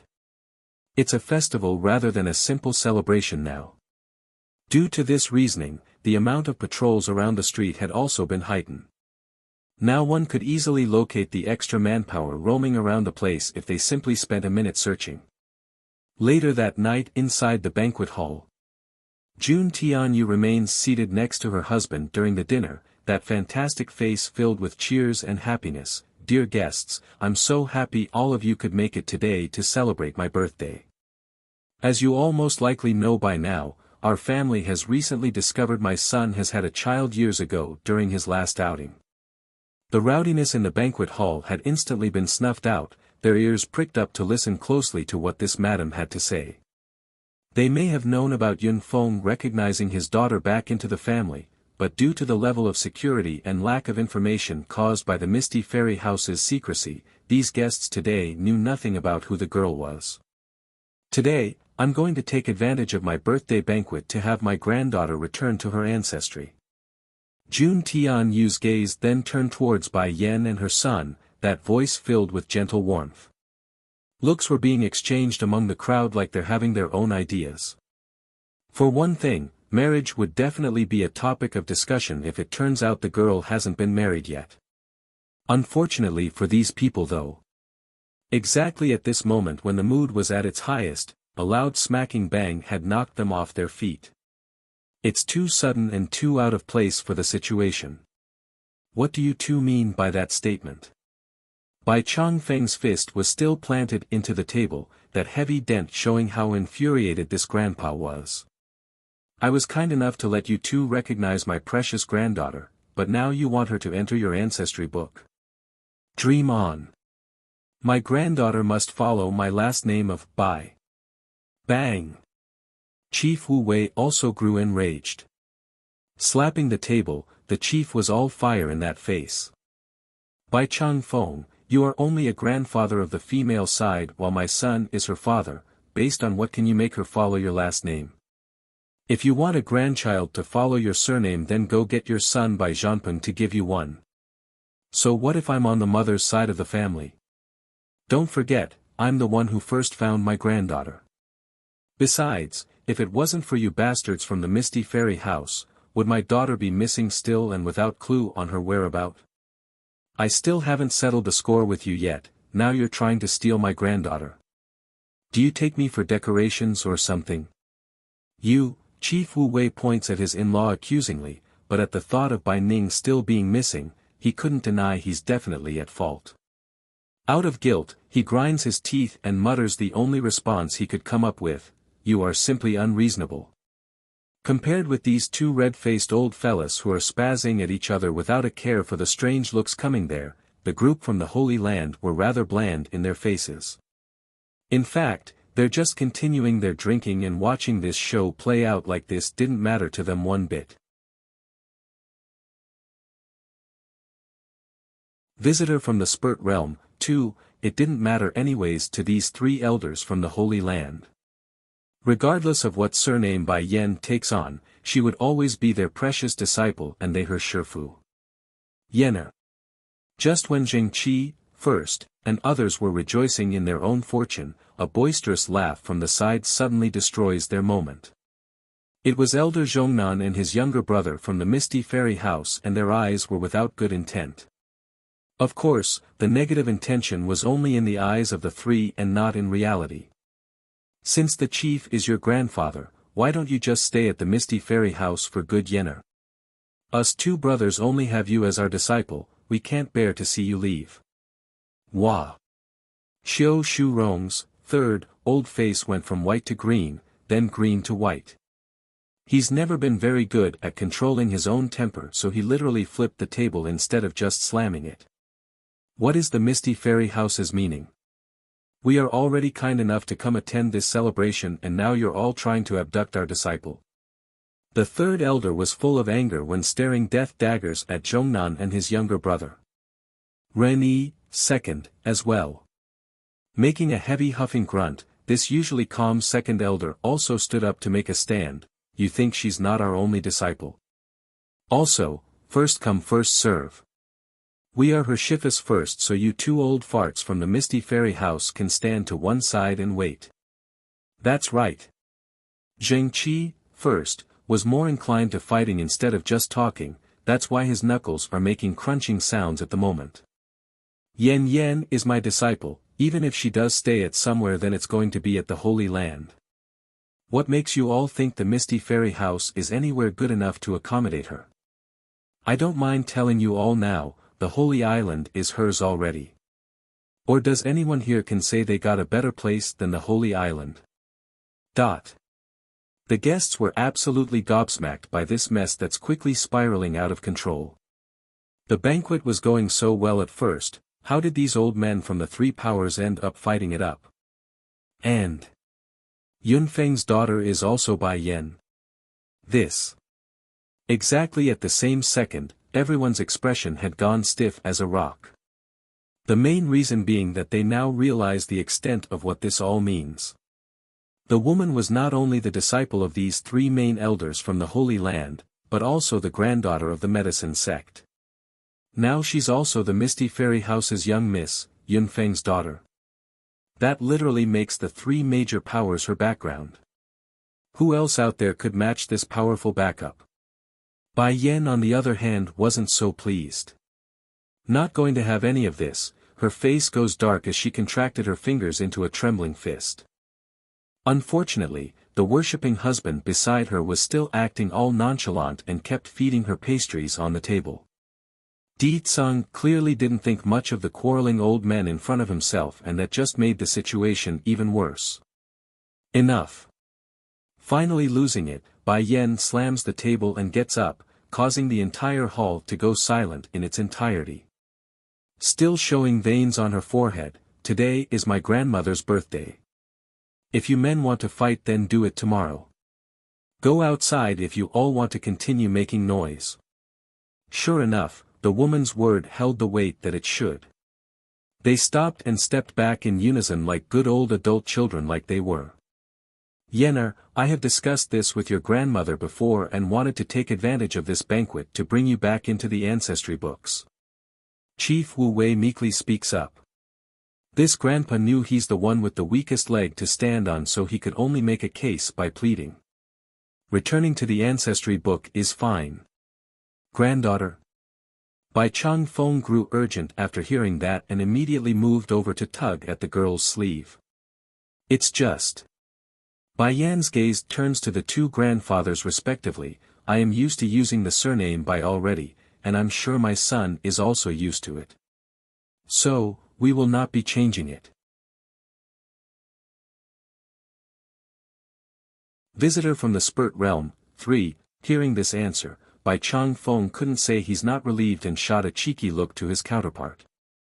In return, Chief Wu Wei really wanted to so dearly run over there and slap that annoying face off if he could. Sadly, forget about slapping, he didn't even have the nerve to yell at the other side under Bai Yan's presence. "Anything you wish, my dear, we will do as you say." All flattering, the chief carefully complies with the demand without any hint of being dissatisfied. After all, if not for him and his decision, Bai Yan's mother wouldn't have been seriously injured back then, nor would Bai Ning, mother, disappear for so many years. "Precious granddaughter, let's ignore this guy." Bai Chang Feng huffs a grunt and found it unpleasurable knowing the other man's going to partially get away with the request. No matter how forgiving Bai Yan and her son was to Chief Wu Wei, this lord of the medicine sect would never forgive the other side unless something drastic occurs. The miserable days he spent thinking about his missing daughter are still vividly clear in his old head, and the picture of his dying wife crying in the deathbed for him to locate Bai Ning literally brought him to tears. There's too much sorrow involved with the matter, and he's not that gracious to act as a saint. Of course, Bai Yan herself wouldn't know about why her grandfather would be so against her name being returned to the ancestry book, but she too wouldn't forgive Chief Wu Wei so easily either. She has her own grudge towards the man. Yes, it's true her relationship with her father Yun Feng and grandmother Jun Tianyu was well and good, but it doesn't excuse what Chief Wu Wei did and the resulting traumatic experience she had to go through in the Bai house. "Chief," the guests finally came back to their sense and struggled to speak up after making a heavy gulp. "Miss Bai Yan is Lord Yunfeng's daughter?" "That's right, she is my granddaughter." The chief holds his head high. It didn't matter to this shameless man that the girl never called him grandfather even once yet. In his mind, he has a whole lifetime to mend the relationship since they're blood related. On the other hand though, these guests were rather bittersweet after getting a clear-cut answer. If it was any other person, then they would surely try to send their son to woo the girl in order to get into the Misty Fairy house, but this was Bai Yan they're looking at. Forget about having thoughts, they didn't even dare to look that way out of fear for that silvery-haired husband of hers. "Chief, Chief." Suddenly, a hurried voice came from the door, causing them all to look over for the source. They could see it was one of the men in charge of security, and due to the urgency of the matter, this individual ended up crashing to the floor at the doorstop and had to crawl his way over for the report. Someone is seeking an audience with you, Chief. That man claims he's from the spirit realm, and it's very likely he's part of the same group who attacked us before. Wah! The members of the three powers were all frightened by this news and jerked up from the spot. As for the other guests, they didn't know why such a strong reaction was made. After all, only those involved would know what happened due to the negative nature of the event. If it becomes known the three major powers nearly got destroyed because of some invader, then it would greatly damage their reputation and image. Visitor from the Spirit Realm. 4. A rampant discussion promptly ensues among the guests after the report became public. First Shifu, second Shifu, third Shifu, by Yan's eyes showed a gleam of frost. If a fight breaks out later, I want you to help protect the lawn house in my stead. Yener, Jingqi, first, frowns after seeing the firm face the woman was making. Sighing because he knew what she intends to do. All right, we will protect the members of the lawn house. Nothing will happen to them. Precisely then, a faint chuckling laughter breaks through the doorway like a sonic boom. Though it's mild and light, it's almost magical because it was able to penetrate through their eardrums and causing considerable discomfort. Bai Yan did not like this one bit as soon as she saw the pale looks coming off of her adopted family members. Without delay, she rushes over to the Lan family members to give them a bottle of pills. Grandfather, hand these damn pills to the rest of the family. When things get active in a bit, you and everyone else must stay in the back. This medicine she's handing out was capable of allowing the user to resist the pressuring aura of others to a certain extent. If the enemy does want to fight, it would be enough to keep the Lan family from fainting or simply dying out due to their weak cultivation. Those enemies are that strong. Naturally, old Lord Lan would make a frown despite unceremoniously taking the offered bottle. Don't worry, grandfather, I'll handle this. After giving what she needed to give, Bai Yan didn't waste any more time and came before the center of the hall. In that same instant, the place had turned quiet again because the new entry had come without invitation. Raining down with flower petals, a woman wearing a pristinely white dress descends upon the crowd like a fairy from the legends. She was elegant, beautiful and pure, a perfect imitation of a celestial maiden in appearance. Also, there were countless maids wearing similarly white-colored dresses from behind, just that they're not as well made as the first one. Misty Fairy House, Holy Land, Medicine Sect, looks like the members of all three powers are gathered here already. Are you with the people who came to make trouble before? Chief Wu Wei asks with a stern voice like he demands an answer. Chuckling in a dismissive manner, the woman in white seemed rather amused by the strong front. Are you referring to the Wu family? They're no more than dogs working under me. I, Lu Qinyu, am not of the same low standard. Then why are you here? It's nothing special, I came because I only want 3 places. The Misty Fairy House's main estate, Holy Land's main island, and the Medicine Sect's medicine vault. Holy Island. Bai Yan's eye promptly narrowed into a slit upon having that island brought up. What does the spirit realm want to do with that little plot of land? And then there's that topic from before regarding the 3 powers. What could it be about? Is it related to these 3 specific places? It doesn't matter if you people can't decide on it on now, I'll give you 3 days worth of time to come to a decision and give me a proper answer. Don't say we from the spirit realm aren't considerate. The woman in white whisks her sleeve and wanted to leave after dumping this demand on them. We're going. Hold on, a sudden harsh voice stops them mid-track. Unfazed by this, Lu Qinyu calmly turns around to meet the female responsible for that outcry. This lady, is it because 3 days isn't long enough? No, I only want to inform you of one thing. This Misty Fairy House isn't a place where you can come as you please and leave as you wish. Now that you're here, you better leave something behind. Visitor from the Spirit Realm. 5. Lu Qingyu was honestly taken aback by that ordering shout. Are you talking to me? Ever since the demon realm was sealed a millennium ago, they too from the spirit realm were also blocked off from the outside world. That's why none of their people made a presence for so many years. But to hear this level of arrogance here today was honestly beyond her expectation. Do you know He Chu Chu? Bai Yan asks with indifferent calmness. Now that brought on a change in the person's face. You know where He Chu Chu is? I naturally know of her, Bai Yan answers with a smirk. Not long ago the seal in the demon realm was undone, so your spirit realm also gained passage to the outside world as a direct consequence of that. He Chu Chu is the one who led the group of attackers on the demon realm, and she was delusional enough to think she could subdue my hubby and make him her familiar. How laughable. In the end her people were not only defeated, she too was killed in the process. Regarding the way Bai Yan called Di Tsang her hubby, it's truly candy to the Demon King's ear. He could literally fall heads over heels right now if no one was looking. Heck, if they were in the bedroom, he would jump her and have an extended go in their love-making this instant. Unfortunately, this wasn't, so the best choice he had was to watch how his lovely wife would handle these people. Without deviating from expectation, that little piece of information immediately causes Lu Qinyu's expression to darken up. She and He Chu Chu may not get along very well, but they're still half-sisters.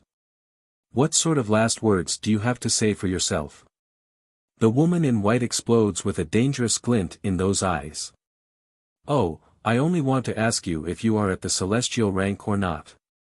Rubbing her own chin in contemplation, Bai Yan's demeanor gave off the impression she's not intimidated in the least. Lu Qinyu was rather amused by her opposition's act though. Chuckling in her tone, do you think the celestial rank is that easy to achieve?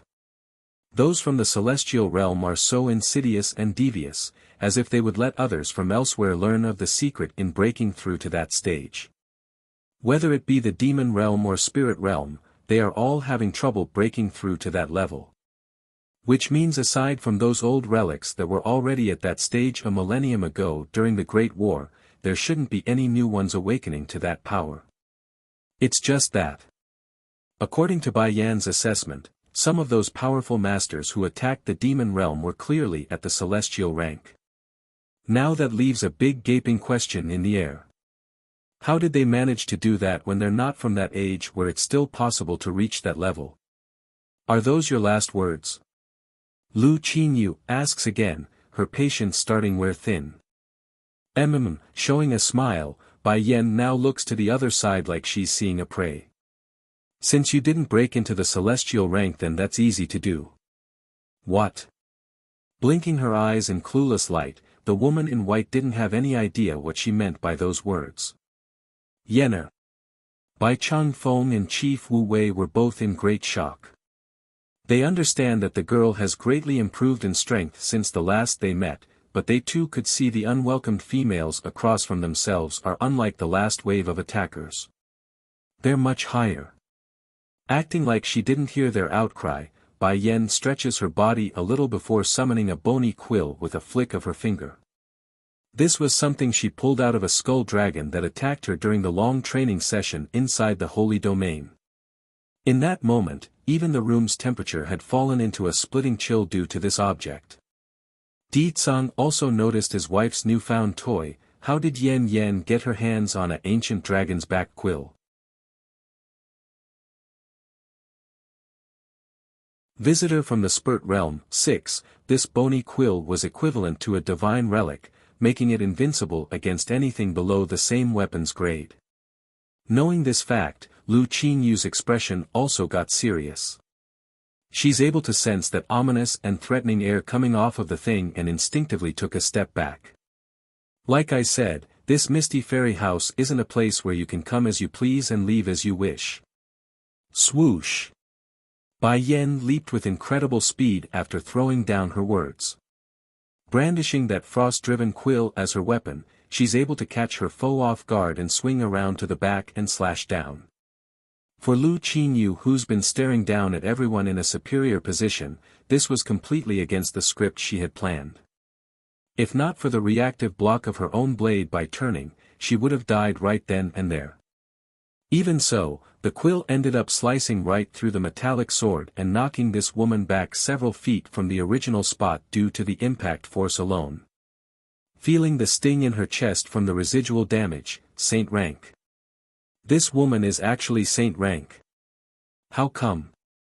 The information I got from my people's investigation is that none should be at this level, the highest being only at the Monarch rank. Note, this new level is stronger than Monarch rank and weaker than Celestial rank. The maids who came with Lu Qinyu has now come to their senses after realizing their lady was losing the fight. Drawing a long sheet of silky white robe, these girls promptly surrounding Bai Yan in a circling formation. You people are picking on my mother with so many people, aren't any of you ashamed? The childish voice was so out of place that many had trouble taking it seriously. Forking his little fists against the waist, Bai Xiachen now stands in front of his mother in a protective position. Although he knew these enemies couldn't really do any harm, but it doesn't change the fact that he wants his precious woman to be less strained by the experience. And to turn his wish into real tangible action, he started to whistle. In time at all, herds of thousands of demon beasts came trampling over to the point where the main gates were completely destroyed by the overwhelming number that the boy summoned. Bai Chang Feng and Chief Wu Wei took this relatively well. After all, they've already seen this happen before, so the experience didn't blow them away. However, the others who never witnessed something like this happening were completely scared off their wits like the world's about to end. Mass beast summoning. You, Lu Qinyu seems to have thought of something, her pair of beautiful eyes wide and full of shocking fear when looking at the boy. Then, her sight eventually fell upon Di Tsang's peerless and devilish face. Demon King. How come the Demon King is here? It can't be, this woman is that rumored Demon Queen. That must be it. Aside from the son of the Demon King, who else can mobilize so many demon beasts at once? Thinking of the danger she has now plunged herself into, Lu Qinyu's expression was as pale as it comes. Tightly clenching those dainty fists, she trembles profusely on thinking up a escape plan. Son, you mustn't summon so many demon beasts at once, what if you scare grandfather and them? Bai Yan begins her lecture despite the mood, even if you don't scare them, ruining the grasses and flower beds aren't good either. Next time only call some, okay? All cute and repenting, the little steam bun sounded all innocent and cute in his response, "K mother, I know I'm wrong. Now that's my good boy." Ruffling the boy's hair, Bai Yan's face was all smiles when complimenting. Then out of the blue, a sharp blinding light shoots down from the sky, aiming straight for the woman's body. Everyone present couldn't react to this sudden attack in time, well, except for one anyways. Di Tsang, who's been non-reactive until now, has finally began to move.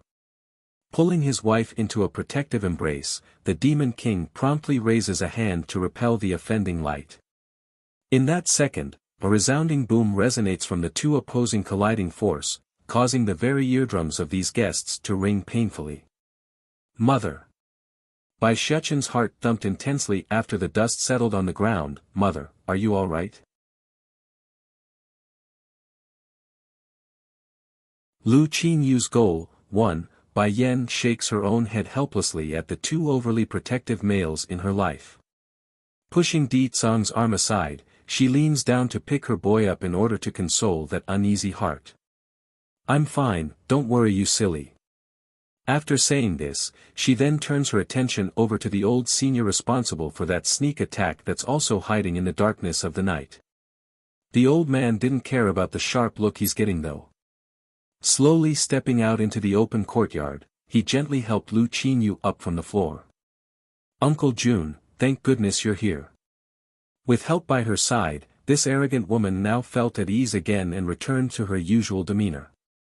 Glaring at Bai Yan, I know who killed my half-sister, it's these people right here. She may not like He Chu Chu and even hate the girl, but that doesn't mean she would tolerate others in going against the members of the spirit realm. What's more, the other side also caused her to be humiliated before the public, that's not something Lu Qingyu could ignore. Unfortunately for this woman who's now so full of herself, the old senior only needed a glance at Bai Yan and then at Di Tsang before realizing the direness of the situation. His face was openly frowning due to the level of shock he felt. "Miss, you go ahead first, I'll follow from behind later." "Uncle Jun." Lu Qingyu didn't know how to take that comment. "What's going on?" "Uncle Jun's strength should be more than enough to protect me while he fights." "Don't tell me, that man over there is that powerful where it's beyond my imagination." "Hurry and go." Seeing how Di Tsang's about to make his move, the senior knew this couldn't be dragged out. Smashing his lady's chest with a palm strike, this senior sends Lu Qinyu's body flying so she would move. Against this futile effort, the Demon King only wanted to sneer in contempt. Whispering into his wife's ear, "Leave everything here to me, you can go chase after that woman." Towards his own wifey's ability, this man knew it better than anyone, that's how much confidence he has in her. "Okay." Nodding at this, Bai Yan carefully placed her boy down from her arms so she could fully go at it. In a flash, her body was gone from the spot and in pursuit through the nightly sky. "Hold it." This enraged the senior known as Uncle Jun, so he immediately tried to block off the path. However, before any moves could be used against Bai Yan, a powerful gush of wind had come blowing over from the side and knocked him right back down. This small opening was all that's needed for everything to be set in stone. He couldn't chase even if he wanted to with Di Tsang at his back. Flying through the night at incredible pace, Lu Qingyu didn't dare to worry about the abandoned senior from her own house. She's too afraid right now because she knew what would happen if Bai Yan manages to catch her. Unfortunately, as soon as she's turned her head around again after verifying there's no one behind herself, the most horrific image has appeared and causes her to stumble backwards in mid-flight. The reasoning? It's because Bai Yan was already standing in front. "Say it, what is the purpose of the spirit realm attacking the three powers? I have the right to know the reasoning behind your actions." Under that somewhat intimidating existence, Lu Qingyu instinctively gulped and answered without any forethought, "Fine, I'll tell you. I only became aware of the reasoning because my father leaked the information to me by mistake. It is said that the three powers each have a key, and if collected, it will allow the possessor to ascend into godhood." Lu Qinyu's goal, too, crossing her arms around the chest, Bai Yan makes an unreadable smile as she spoke, "So let me get this straight. If one gets all three keys then they would be able to ascend into the celestial rank and become a god, are you sure?" "That's right, the three keys would activate the miracle hidden underneath. Also, I heard the three powers were originally founded by a god from thousands of years ago to begin with and that the miracle was also created by that person. Bai Yan, I know your strength is very high, but one individual cannot contend with an entire realm." Bai Yan continues to stay quiet, only listening to what the other side had to say. She's rather intrigued at this point and wanted more information. "Now in order to train my brother, my father will definitely not let this opportunity go. Right now he's still occupied with other matters due to the passage being cleared to the outside world. Once he's done with that though, I'm certain he will come in person. Do you think the three powers here will still be able to survive in front of an unprecedented force?" And Bai Yan smirks at the persuasion. "How about we work together? When I get my hands on the miracle, I'll also give you some great benefit in return." Now this time Bai Yan could no longer hold back her amused laughter. "It's genuine without a hint of fakeness. And what makes you think I would need to work with you?" She slowly encroaches in on the other side, her face no longer smiling. "He can go ahead and come, just know that once he's here, he won't be leaving again. You wouldn't be thinking that the Demon King is invincible, do you? He may be unbeatable here and in the demon realm, but compared to the spirit realm's fighting force, he's still weaker. Like I said, cooperating with me is your best choice." Now that was a bad mistake. This woman shouldn't have turned to talking about Bai Yan's husband. Without so much as a word, she throws out a torrent of wind from her sleeve and knocks the other side right out of the sky. The resulting impact was a loud bang and a heavily coughing out of Lu Qinyu, who looked outraged by the sudden attack. You're really only here for the miracle?" she asks again after descending as well. However, unlike the former who came crashing down, Bai Yan's demeanor was like that of someone walking casually down the stairs. It's difficult to imagine the level of control one must have to pull off such a feat in midair. You should know that ascending into godhood and achieving the celestial rank is extremely difficult in our current era. The mere fact that there's a rumor floating about capable of helping me achieve that goal is enough to push me to come in person. Is it now? From what I remember, those masters part of He Chu Chu's group were all around that level in the celestial rank. How do you explain that bit? Blinking her eyes somewhat at being called out, Lu Qinyu hangs her head in contemplation before answering with the truth. Those are the spirit realm's elder force. They're all created using my father's secret ritual. Of course, the price would be, they wouldn't be able to live past 100 years at most. The lifespan of a practitioner was always a long one if nothing unexpected occurs. Even for someone like Bai Yan who has reached the level of the saint rank, they're expected to live somewhere between 600 to 700 years. Now imagine someone who's at the celestial rank, they're easily able to live as long as 1,000 years. For that length to be reduced to a sliver of a tenth, that's a price not many would pay. I have said all that I can. You not cooperating with me is fine, but can you let me go? Lu Qinyu asks this with a palm full of sweat. That's how nervous she was at the moment. Bai Yan immediately snickered at the bold request. Let you go? You killed so many from the three powers here and you want me to let you go? Assuming I agree though, do you think those who sacrificed themselves would? The woman in white grew increasingly more agitated in her tune. So what do you want to do, kill me? That won't bring you any benefit.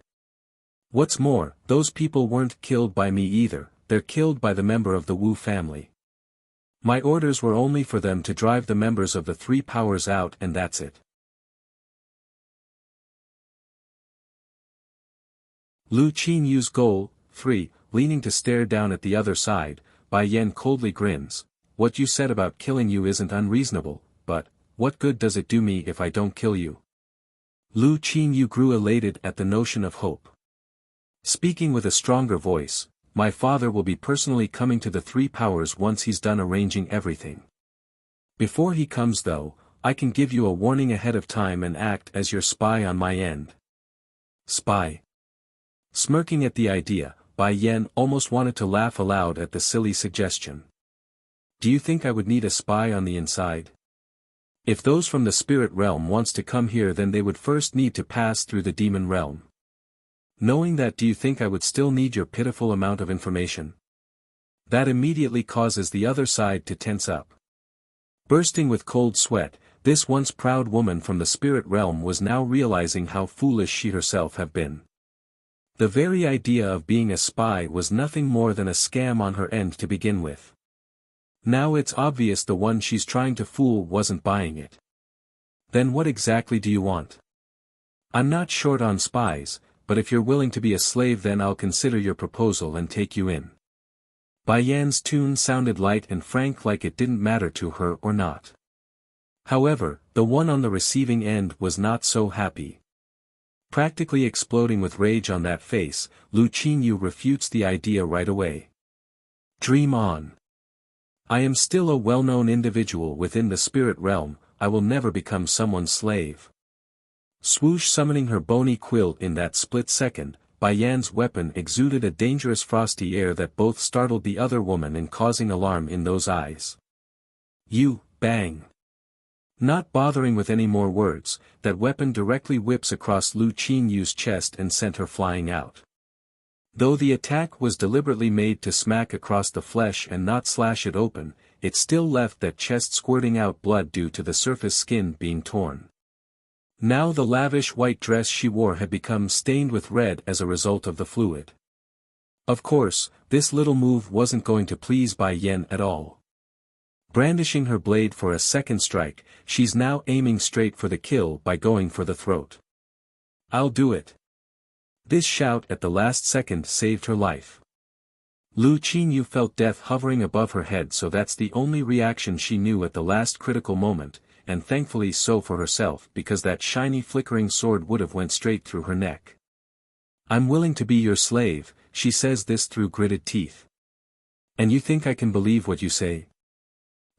That causes the pleading woman to go white. Then what do I have to do to make you believe me?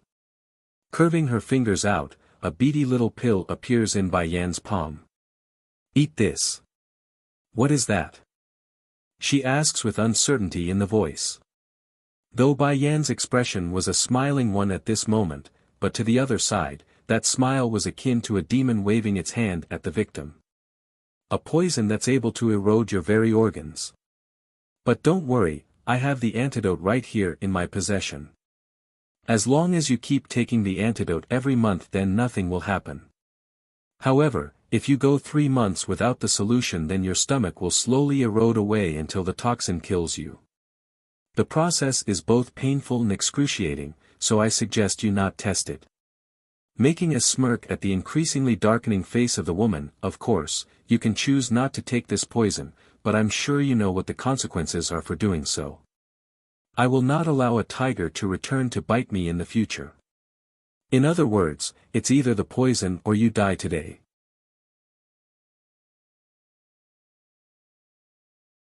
Lu Qinyu's goal. 4. Lu Qinyu shuddered at the conditions laid before herself. Despite the dread she felt inside, this woman also knew it's too late to turn back now. After all, if she could promise to become someone's slave already, what does it matter if an extra poison was added to the equation? Steeling her nerves, she pops the poison into her mouth with resolve. I've taken the poison now, does that mean I can leave? Your subordinates are still in my place. Do you not intend to take them with you? Bai Yan asks with a hint of melodramatic effect, like she's shocked by the way Lu Qinyu was abandoning her own people.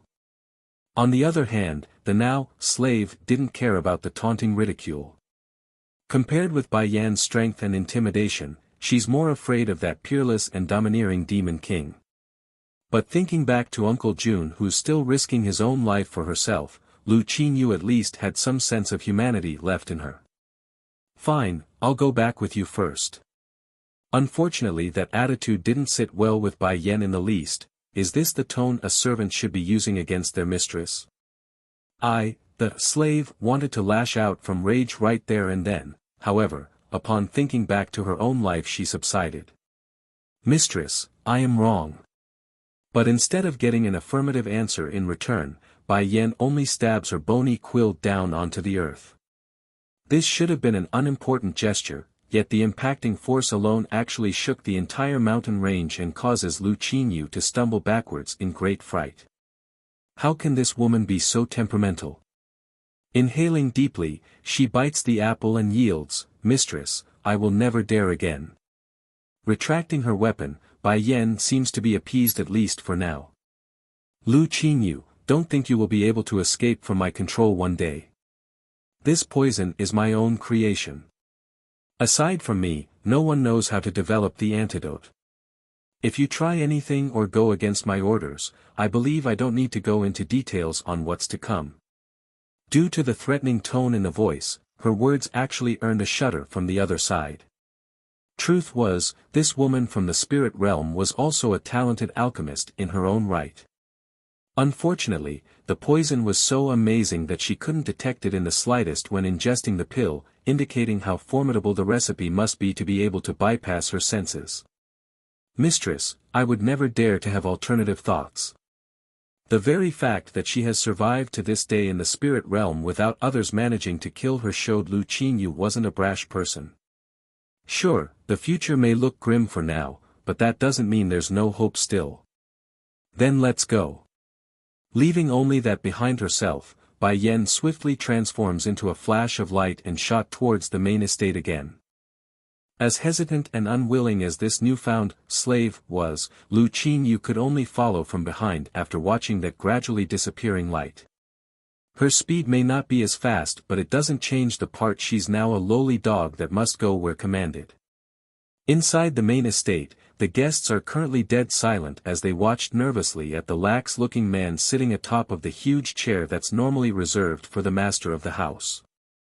Despite the dominating and arrogant air this individual portrayed, he's extremely seductive in the eyes of the female body to the point where some are actively drooling inwardly, wishing so dearly they could go up and start up a conversation. Well, that was assuming if there wasn't already an old senior lying underneath the man's feet like a defeated rag doll. Uncle June at this moment was doing absolutely terrible. There's a constant stream of blood coming out of his mouth and the only thing this poor grandpa could think of was whether or not the lady managed to return to the spirit realm or not. Suddenly, a striking red light charges through the doorway and catches their attention. When the defeated old senior saw who it was through the corner of his eye, he despaired. If this woman is back, then does that mean, the lady? Mother. Bai Xiachen didn't wait and threw himself into those arms after recognizing who it was.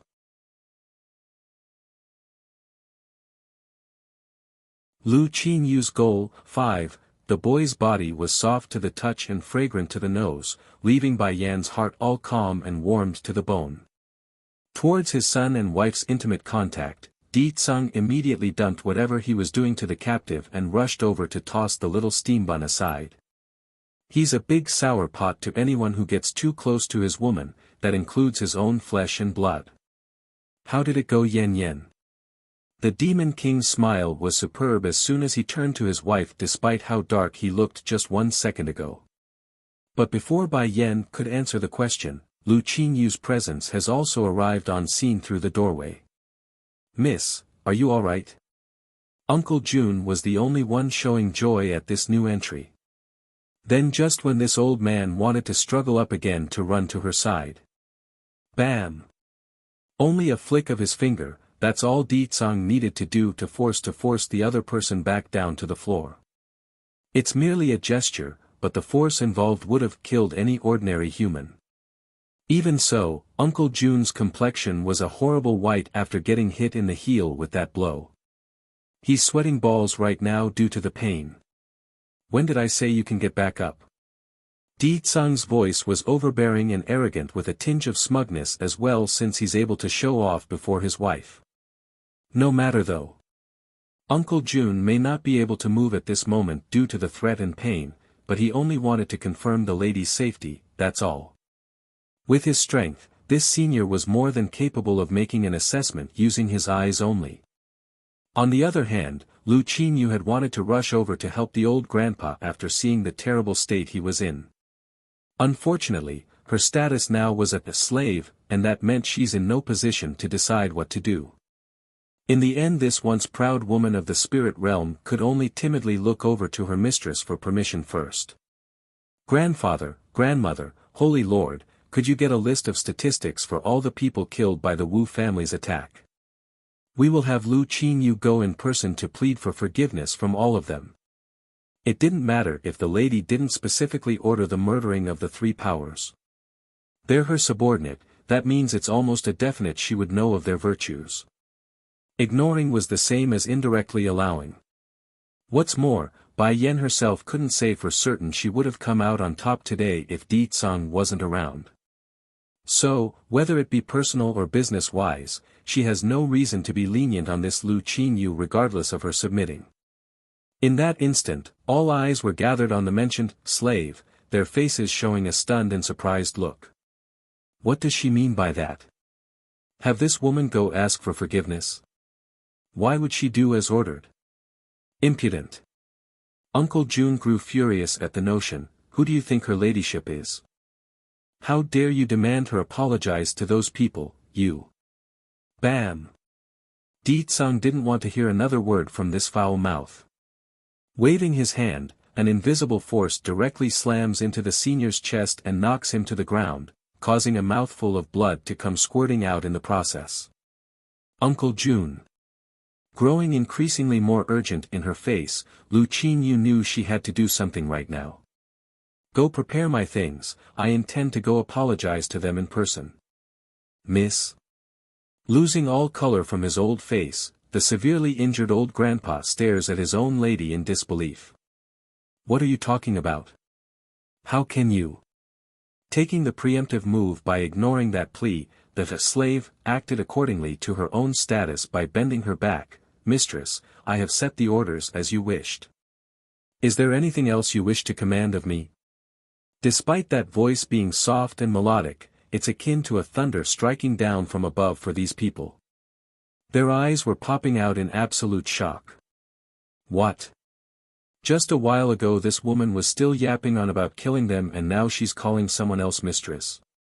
Isn't this a bit too fast for a change? Ms. Mistress? Uncle Jun awkwardly turns his old face towards Bai Yan, his demeanor stiff as a rock. Lady, why are you calling this woman your mistress? As someone with a sense of shame, Lu Qinyu naturally didn't have the face to tell everyone she submitted because the other side forcefully made her consume a poison. So, as any shameless person would do, she lied and started spouting righteous words. Uncle Jun, I'm only doing this because I believe my prior actions were wrong.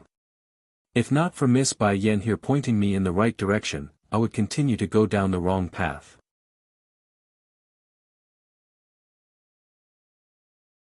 Lu Qinyu's goal. 6. Uncle Jun looked very tight as he went over those words in his own head, went down the wrong path.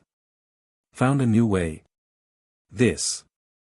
Does she truly understand what she is saying? Miss, the senior's face appeared troubled and tied while speaking. But in the end it was Lu Qinyu who cuts him off and further spoke. Uncle Jun, you are someone mother left to me. If you stay then continue following me, otherwise I won't stop you if you wish to leave. I won't force you into anything. In response to this blunt statement, this supposed faithful servant actually started to have second thoughts about his continued service. The fault honestly doesn't lie in this old senior. The madam back then entrusted Lu Qinyu to him for care until she could come of age and lead them to glory, but what was he supposed to do when said lady has submitted to another? Moreover, he had no intention of becoming someone else's slave. Just as Uncle Jun was pondering on how to open his mouth again, his sight inexplicably fell upon the Demon King's face from the corner of his eye. Though expressionless and unreadable, that menacing and deathly aura told him all that he needs to know. Making a face that bordered on the line of crying, Miss, I will go anywhere that you would go, I won't leave you. Who were they kidding? If he so much as showed the idea of wanting to leave then he might as well forfeit his own head right on the spot. No one was leaving tonight and anything else was no more than an afterthought. Towards the misunderstanding, Lu Qinyu was absolutely moved to the heart. Showing an almost tearful face, I knew it Uncle Jun, only you would not abandon me in this world. That causes a moment of awkwardness in the old grandpa. What was he supposed to say right now? Just mere seconds ago he was still deliberating on whether or not to abandon the lady and flee, but now he's being hailed as the most loyal follower. Let's be real, he's not that thick-skinned to not know shame. Grandma, Bai Yan's attention eventually fell onto Jun Tianyu's face after moving away from the two from the spirit realm. Smiling there, now that things are mostly resolved here, I will go down and rest first. Before going though, I have a birthday gift for you. Without giving the madam a chance to ask about what this gift was, Bai Yan has already presented it before the grandmother. This is, looking down at the open palm, she could see it's a glowing animal core of some sort. As to what sort of creature this nucleus hailed from, the madam didn't have a clue. Is it an animal core? But this isn't right. A normal animal core doesn't look like this. It's as Jun Tianyu says, a beast core from the modern age doesn't give off a glow like the one here she's seeing. Though appearances did indicate otherwise. Monster essence. Of all the people who manages to recognize the origin of this core, it was Uncle Jun who stood out. This old senior clearly knew his stuff based on the heavy breathing he was portraying. Uncle Jun, what is a monster essence? The slave asks with a look of bafflement. Inhaling deeply, a monster essence can only be found within the monsters of the ancient era. The modern one we live in currently aren't capable of producing such nucleuses. Miss, these things are real treasures that can enhance a person's strength to incredible levels. To think this woman would have something like this. Just like this old senior, everyone else in the hall were showing looks of shock and astonishment. Although they don't know exactly the value of this monster essence, but the words ancient era was more than enough to hint at the extreme rarity of this bead.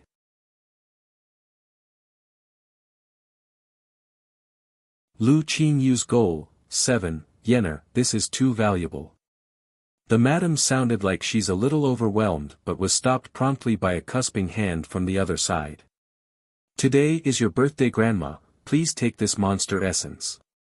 I only have this single one in my possession and no more. Bai Yan's meaning was simple, she got no more, so the rest of you can stop thinking about it. Making a cough to clear his throat, it was Bai Chang Feng of the medicine sect who broke the silence from the crowd. Since today is Madame Tianyu's birthday, then I won't argue about it. But yener, you must give your grandfather here something just as nice when you get your hands on another, okay? Humph. Lord Chu ran from the Holy Land also chimes in by making an awkward cough. That's right, Bai Yan, not only your grandfather there, your 3 shifas from the Holy Land could probably use some nice things too. Oh yes. If you are going to give Zheng Qi and his brother something, then don't forget about me as well. I don't need anything amazing, just a rare treasure once in a while will do. As strong as their impulses were for this monster essence, this was still after all Jun Tianyu's birthday. But next time though, they are definitely not going to give up and fight for it among themselves. Don't worry, Lord, Grandfather, I will not forget any of you when I get something nice next time. Bai Yan makes a frank smile at her friends and family members in order to reassure the promise before returning to her husband's side. Di Tsang, son, I'm tired now, let's go back and rest. Taking that as the signal to grasp onto his wife's hand like a clingy hubby, the Demon King was all flattering in his tune and demeanor. Yes, okay, let's go back and rest. We will sleep together.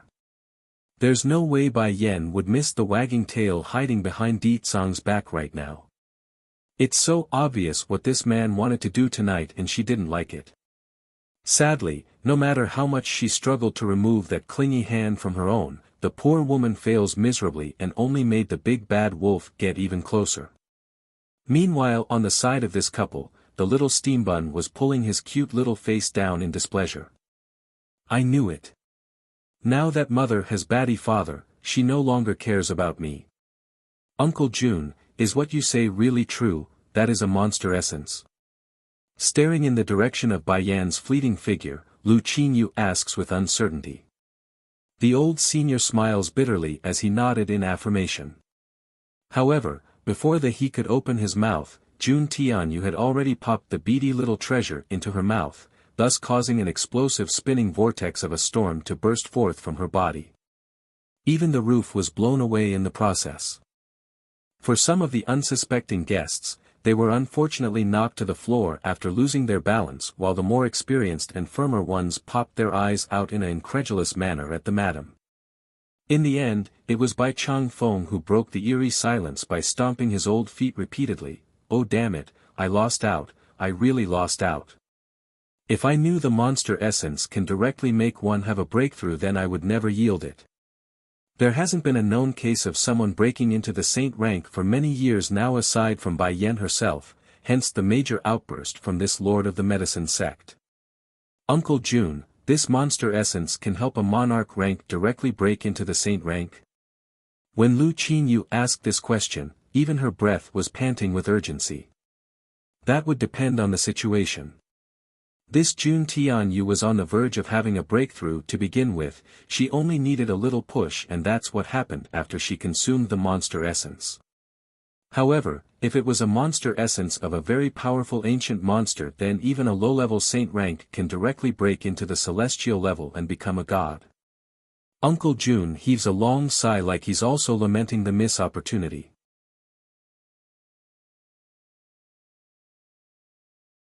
Lu Qinyu's goal, 8, sparkling with a meaningful light in her eyes, Lu Qinyu somehow appeared even more determined than ever. Uncle Jun, do you think we can achieve our wish if we follow her? The old senior shook his head in return. I don't know. What I do know though is that the demon realm back then is on equal terms with the celestial realm and can technically be said to be superior in some areas. Then for some unknown reason, a major catastrophe occurred and they disappeared. Maybe this is the opportunity we've been waiting for. The two did not say anything more, only staring in the general direction of where Bai Yan and her husband left in. The night remains silently calm to a certain extent tonight, but there are certain variables that are not so quiet. Yen, can we try again? Combing through those silky black hair of his wife's using his long powerful fingers, Di Tsang asks with a hoarse voice of yearning. Oka, but before Bai Yan could answer with that blooming smile of hers, the man's excessively urgent kiss had come flying down and smothered out any word she wanted to say. Di Tsang just couldn't wait any longer. Moving his hands with gentle grace while keeping an incredible speed, he tears apart that rosy red dress with amazing ease. Now showing to the world and in the eyes of this big bad wolf was that impeccable body that could drive any male mad. In response to this move, the woman herself didn't fight it after being stripped naked. Rather she's now had her eyes closed in anticipation, awaiting the re-entry into that blood-ridden battlefield in her mind. Yet. Hiss. The sharp piercing pain came fast and hard, striking her soul into a surprised shock. What's going on? Why didn't I get into the battlefield this time? I still haven't figured out who that man in white is. But the confusion didn't last all that long honestly.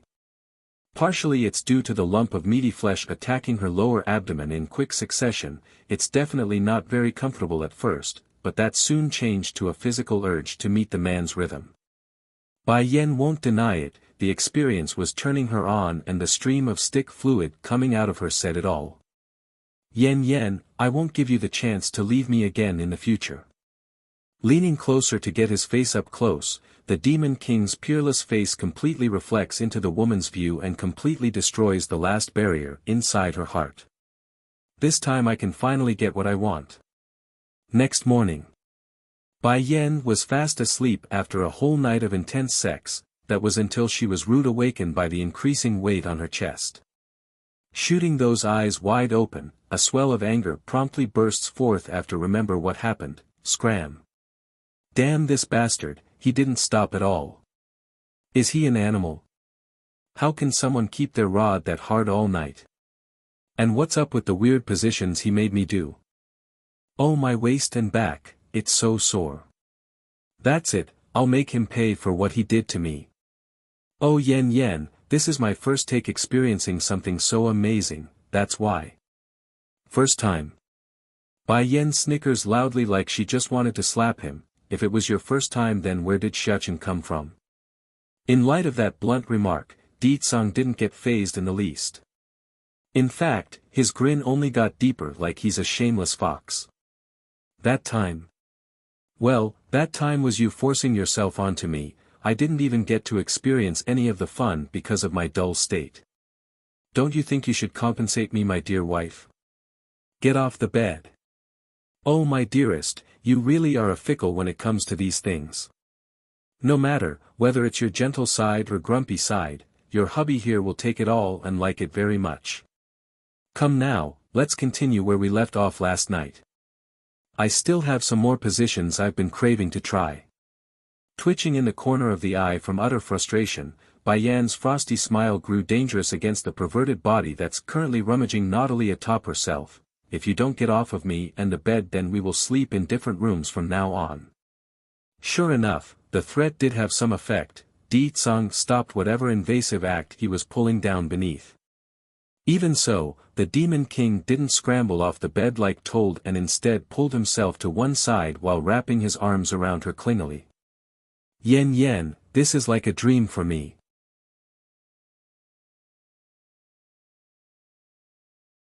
Lu Qinyu's goal, 10, I thought in this lifetime I would never be able to acquire a queen for myself, nor did I care for state teacher's prophecy. But with your sudden appearance in my life, I know I can no longer live without you. If you do leave me, then it will be by ripping my flesh and blood right out of me. Di Tsang's tone had never been this sincere and warm before, causing the other side to tremble so slightly. "Who taught you these words?" she asks with a hint of blaming, like it's his fault that she's feeling all fuzzy inside. "Am I really that kind of person in your heart?" Showing a distraught look, the Demon King literally had black lines running through his face. "No, I'm just a bit confused by it, that's all." These kinds of blushing words didn't seem to fit you. "Oh Yen Yen, you will always be the most special one in my heart.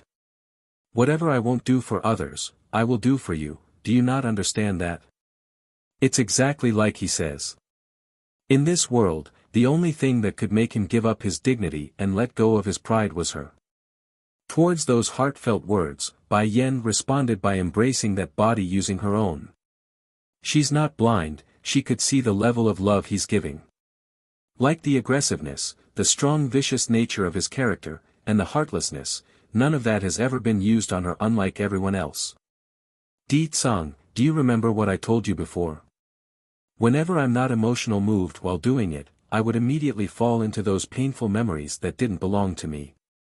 In her view, those people and the woman she embodied during those images weren't her, or more exactly, it's things that happened in her past life.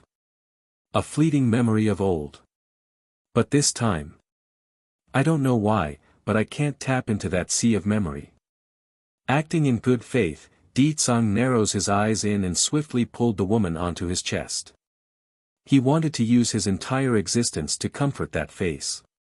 It's fine if you can't tap into those images. Perhaps it's for the best. Blinking her eyes in confusion, Bai Yen had this aching notion that this Demon King knew something which she herself doesn't. Now that leaves a question hanging in the air: why? According to her impression, Di Tsang clearly didn't know anything based on his initial reaction during the first time she told him about the situation. That means whatever he's hiding only became known afterwards. Recalling back to that mysterious white-robed man in the battlefield, Bai Yan's forehead had inexplicably furrowed into a tight knot. There are so many things that remains an unknown right now, and it's driving her mad. "Yen Yen, you don't have to think about those things," said the man with a strong protective voice, "you will always have me." "Di Tsang, are you afraid?" While being embraced by those powerful arms, Bai Yen definitely felt a thump of worry when listening in on his heartbeat. He's definitely afraid of something. A little stiff in his reply, "Promise me Yen Yen, don't think about those things." "Why?"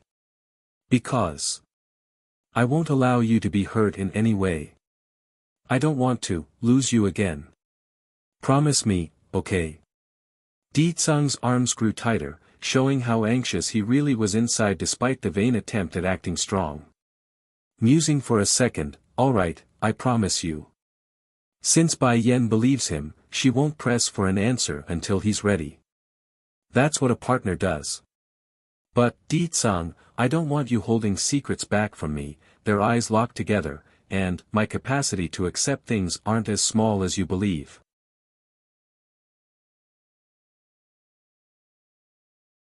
Lu Qinyu's goal, 11, Di Tsang couldn't help but chuckle at his woman's plea. "I promised you before that I won't hide anything from you, that means I will carry out that vow. However, there are still many things I don't understand myself. Can you wait until I figure out all the black dots first?" Bai Yen complies with a comforted smile of her own, knowing she's not being lied to, which immediately warranted a long deep kiss from the other side. With the madam's birthday banquet being over, the guests too have also left for their own homes. But there are certain individuals who remained throughout the night though, mainly Lu Qinyu and Uncle Jun from the spirit realm. They've been waiting outside Bai Yan's room the entire night, so they heard everything, including the moaning and groaning for hours on end.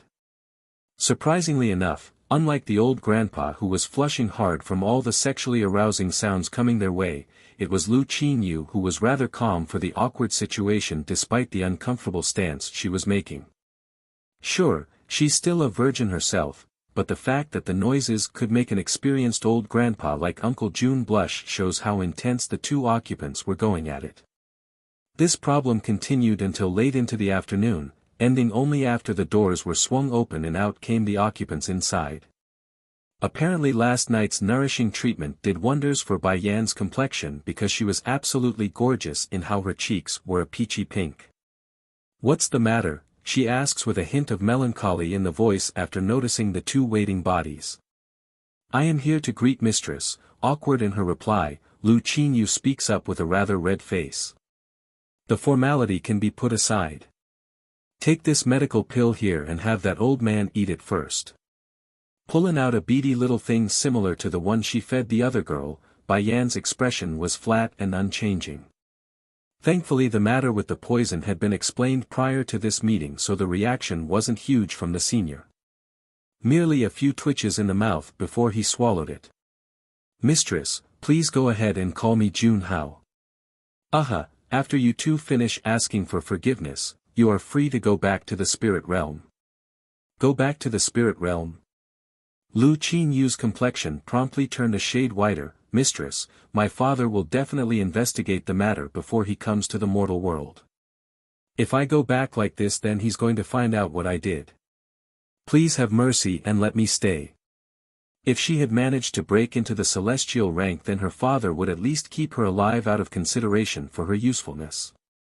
But that wasn't the case here, and the only fate awaiting her return would be death. "I believe you will have a way to get through it, and if you can't do anything, then what good is there in keeping you around? I don't have use for idle loafers." Bai Yan bluntly throws her logic out in the open without a bit of mercy, causing the other lady to go ghostly white. "Mistress, I am very useful and strong." Panic apparent in Lu Qinyu's voice, "I can fight in battle and Uncle Jun can protect you during a clash." "Oh," Bai Yan's voice sounded amused, "protect me? I believe my husband is more than enough to protect me. The two of you are excessive." Di Tsung's gaze also started to get dangerously narrow at the two interlopers trying to steal his job. "My wife has spoken, do you two have an opinion?" Now this has left the two on the receiving end in a bind. This mission they got was truly difficult for them to achieve. "I will carry out your orders as commanded, mistress." Getting to her knee, the woman from the spirit realm complies after gritting her teeth. She understands this was the only way to prove herself. Good, only then did Bai Yan's expression soften up. Taking out 2 bottles from her pocket, "This here is the antidote portion for 1 year. Come back to me for more afterwards, and if you don't believe me the effects of the poison, then you are free to not take it."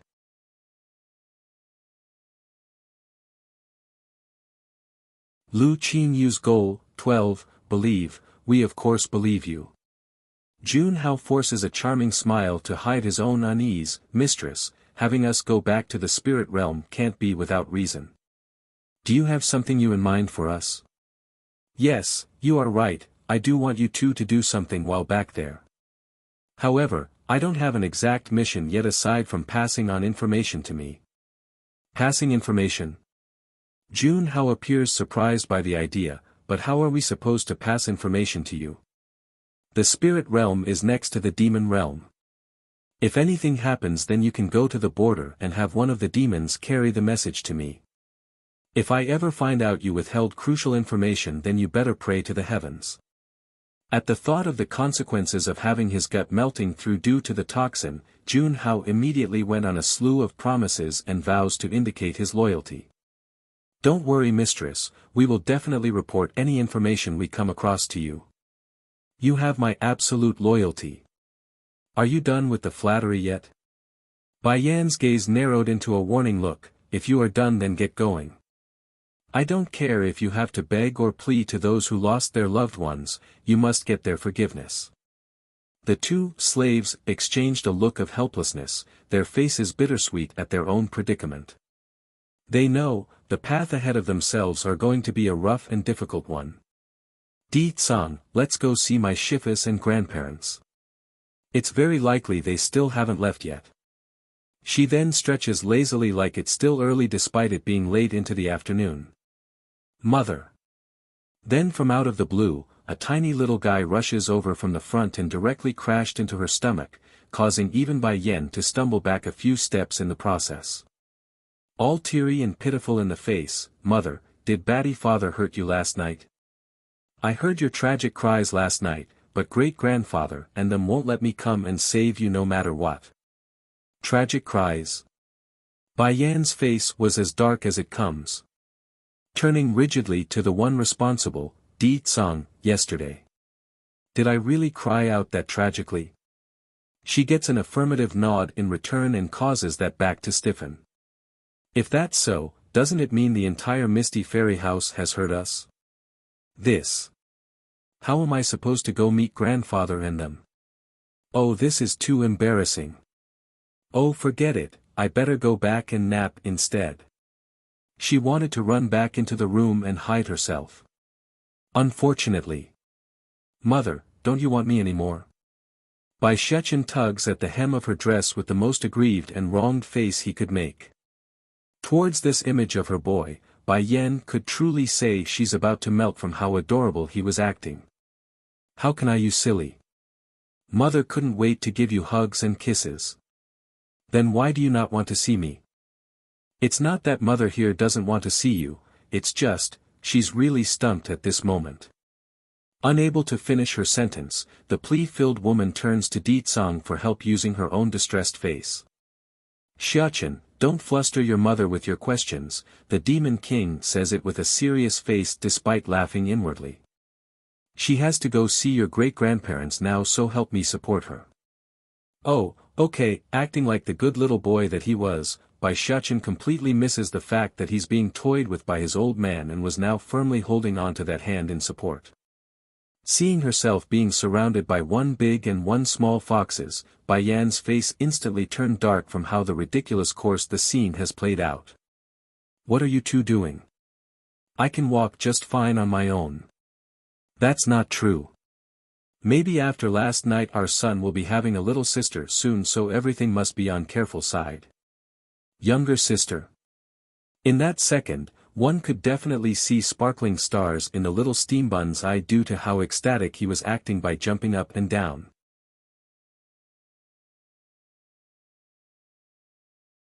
Lu Qingyu's goal, 13, the boy hurries to tug at Bai Yan's sleeve. Mother, is what Batty father said true? Am I going to have a lovely little sister soon? Yes, as beautiful and lovely as your mother. Di Tsang scraped his finger along the little steambun's nose in a doting and spoiled manner, which immediately removed any hint of the sadness the boy felt just seconds ago. Practically jolting with joy, if I have a beautiful and lovely sister, then I will cherish her and keep her safe, I won't let anyone bully or harm her. If anyone dares, then I will break their leg. While the son and father duo were having their gleeful moment, the most important female here on the other hand was having a brain tumor explode from within. Pointing at her son's face with twitchy eyes, "Son, do you know what you are?" "What?" Bai Xiachen asks with innocent and confused looks. "In my hometown's word, you are what they call a sister con." "What is a sister con?" Blinking his big blue eyes, this word didn't register at all in the kid's brain as he titled his head sideways. A sister con is someone who will spoil their sister until they become a princess and not allow anyone with bad intent to approach her. But you are wrong, mother, it's not me spoiling my sister into a princess, rather my sister is a princess. She's going to be the demon realm's princess, so I need to protect her and not allow any misbehaving bad people bully or harm her. Due to how innocent and affectionate his smile was, the boy's attitude was quickly rubbing off on the woman's irked mood. Unfortunately, your sister still hasn't shown up yet, son, you need to dampen your expectations. No. Sister will appear. Bai Xiachen's face appears dead set on the idea and puffed up those cheeks. I had a dream about sister last night. Perhaps it's a signal from her, so I know she will appear. For a while Bai Yan didn't know how to respond to her boy's firm stance on the matter. At this rate the boy is going to go crazy about a sister. It's just a dream, how can a baby come out so quickly? Batty father, don't forget, you also promised me a little brother to take over the demon realm's rule. The kid then puckers up his lip like he's thought of something important. By then I can take my little sister out into the world to visit all sorts of places. We can enjoy the food that is offered and the unexplored lands waiting to be visited. I can't wait for that. Don't assume just because he's young and still a child that he won't understand the heavy duties that come with the position of being a ruler. The boy's not going to assume the relentless burden of overseeing a whole realm. That's something he intends to unload onto his unborn younger brother. Yen, how about we work harder and give Xiachen a younger brother as well? Puffing his breath right next to the woman's ear, Di Tsang's words were tingly and nerve-wracking for the faint of heart. Flushing red from the remark, Bai Yan didn't want to face her husband. How can this father and son act like this? There's not even a girl yet and they're already asking for a boy too. It's too whimsical. Enough Di Tsang, we're going to see grandfather and them. Pulling herself together have a long heave, she diverts the topic to get herself out of this hole. You're not scared anymore. The man grins. Thinking back to the moans and cries for mercy from last night, Bai Yan goes all red right up to the ear for a second time but got firm in her suggestion, we will have to meet eventually. What's more, I still have something I like to give them before they leave. Oh Yen, you shouldn't think too much on the matter it's human nature to do what we did. They will understand since they're well experienced as well. Human nature. Well experienced? Bai Yan's eyebrow twitched incessantly due to how easily her man's words were able to make one croak. Is this how a family's supposed to act like, getting along and well? Staring at the departing backs of the family of three after they managed to get going, Lu Qinyu had a look of envy in those eyes. I also wished for something like this for my father and mother once upon a time, harmonious and happy, but unfortunately, such a picture would never come to pass for this lady of the spirit realm. That luxurious scene that she dreamed up as a child shattered years ago when her mother passed away and started the perilous journey of self-improvement and assassination attempts from her enemies.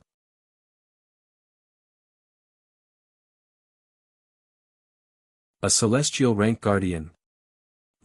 Back over in the main lobbying hall, the atmosphere was a little awkward right now, especially after Bai Yan and her husband arrived on the scene from their bedroom. Among the occupants who had the biggest beef with the Demon King would have to be Yunfeng, the girl's father.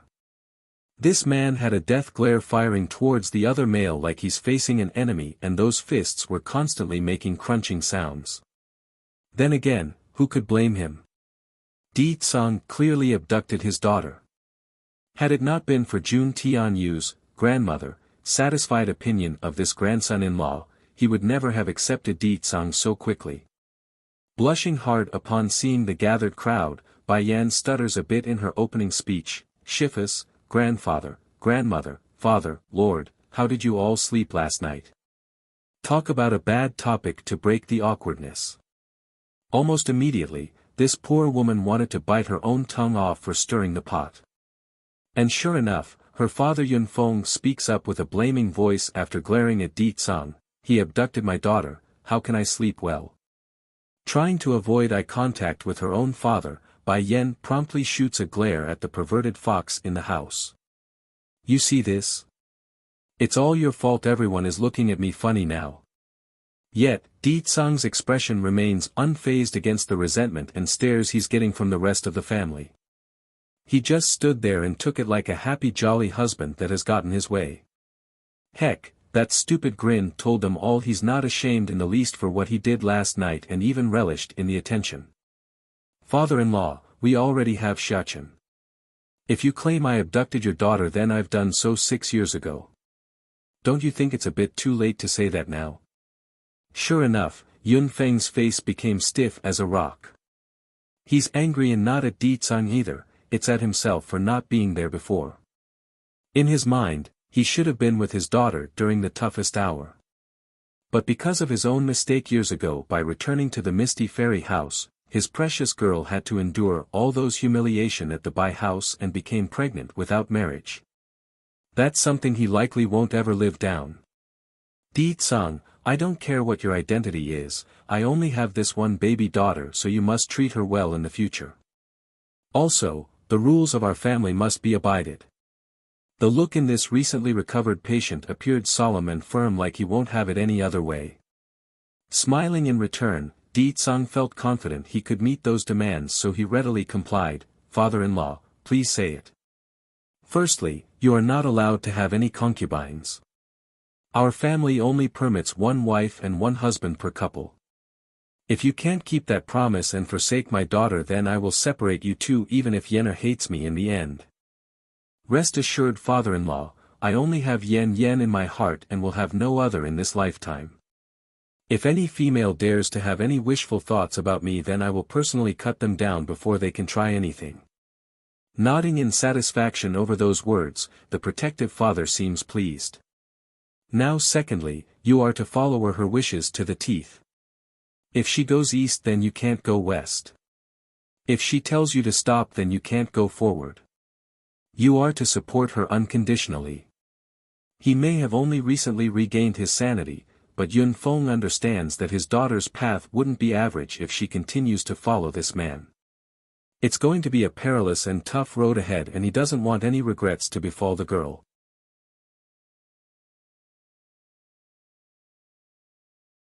A celestial rank guardian.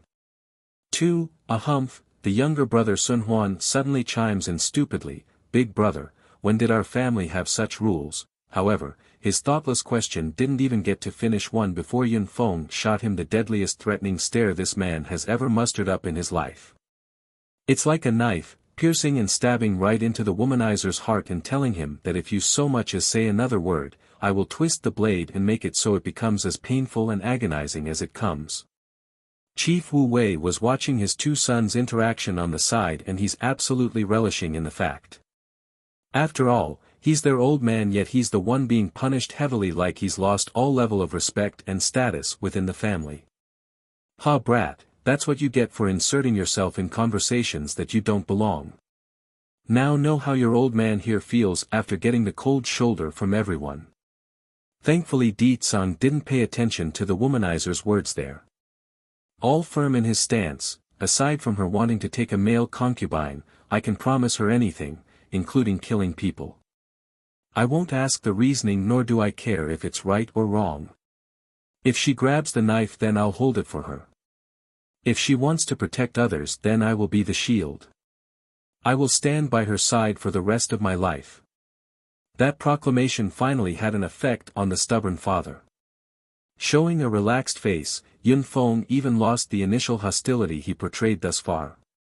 Thirdly, and like you said just now, I want you to be beside her no matter where she goes. You are her shield, and I want you to swear by your words. Can you do that? In this world where gods and demons are considered real, it's not that far-fetched to believe divine retributions would also be real when it comes to an oath. Father. Bai Yen exclaims and wanted to stop this. However, by the time she could react, Di Tsang had already raised a hand to say his oath.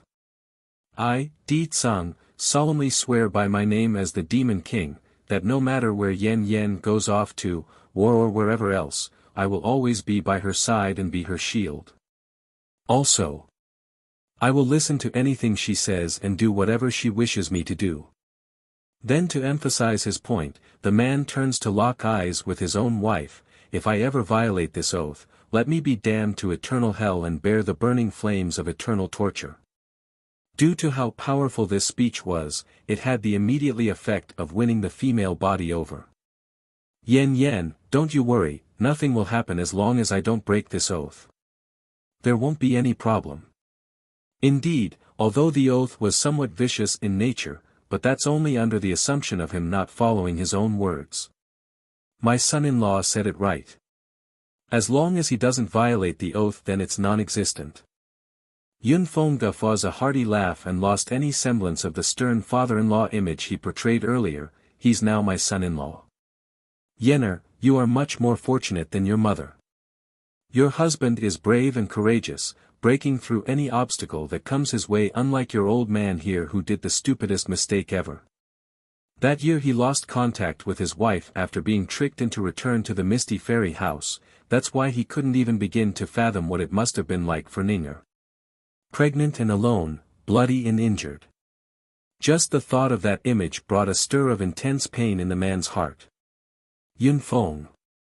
Chief Wu Wei expresses remorse and got up from his chair after seeing his eldest son's sorrow. I am so sorry. Father, this is not entirely your fault, I also played a role in that tragedy back then. I should have known better and not left during a crucial time like that. The reason why he forced Ditsang to make that oath was also mainly due to his own past. He didn't want the pair to follow his own path. A father would always be a father, regardless of how little time he spent with Bai Yan. And if this son-in-law doesn't follow through, he himself would carry out divine punishment in place of the heavens if nothing else.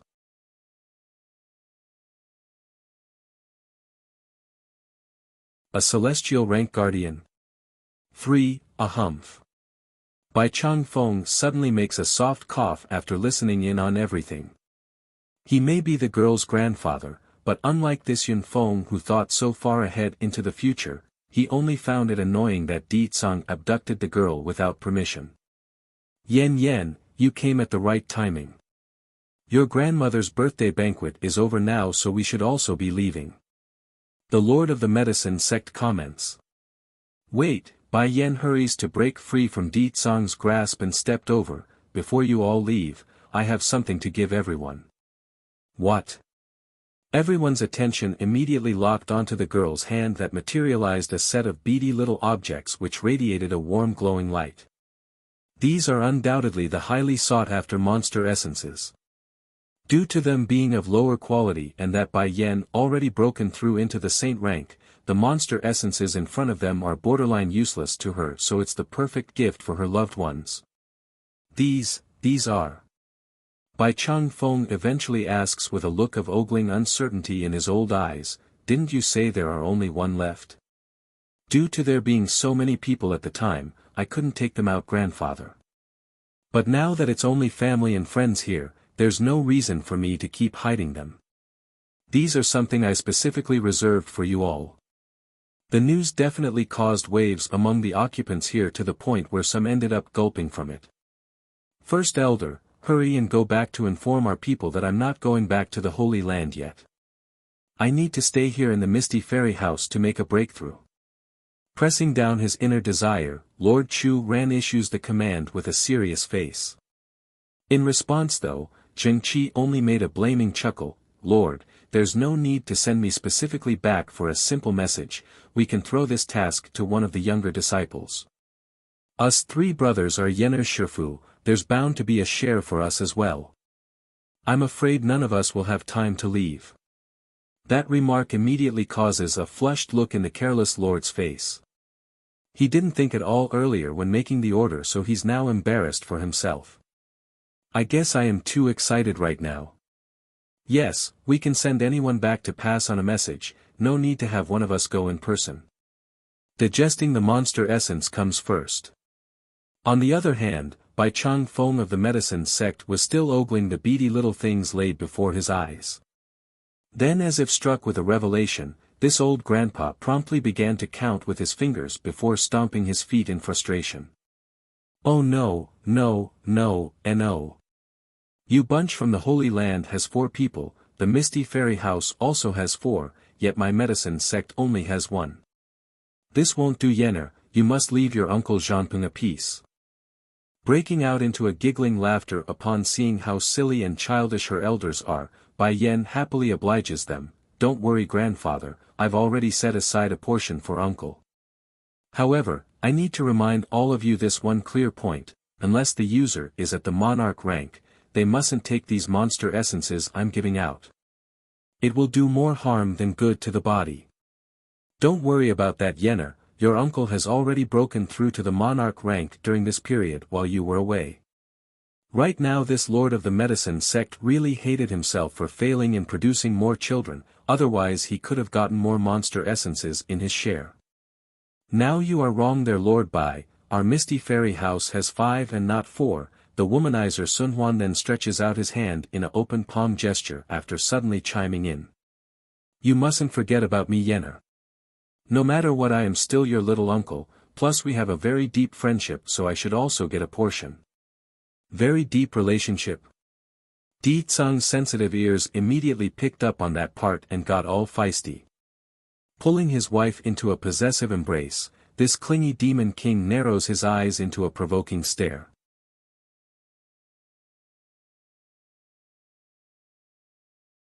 a celestial rank guardian. 4. Yen, what kind of deep relationship do you have with him? The sourpout demon king made sure to emphasize the word deep when asking his question. Oh, years ago he tried to flirt with me and I beat the crap out of him instead. Bai Yan's voice sounded mildly frank, like it's some old unimportant story.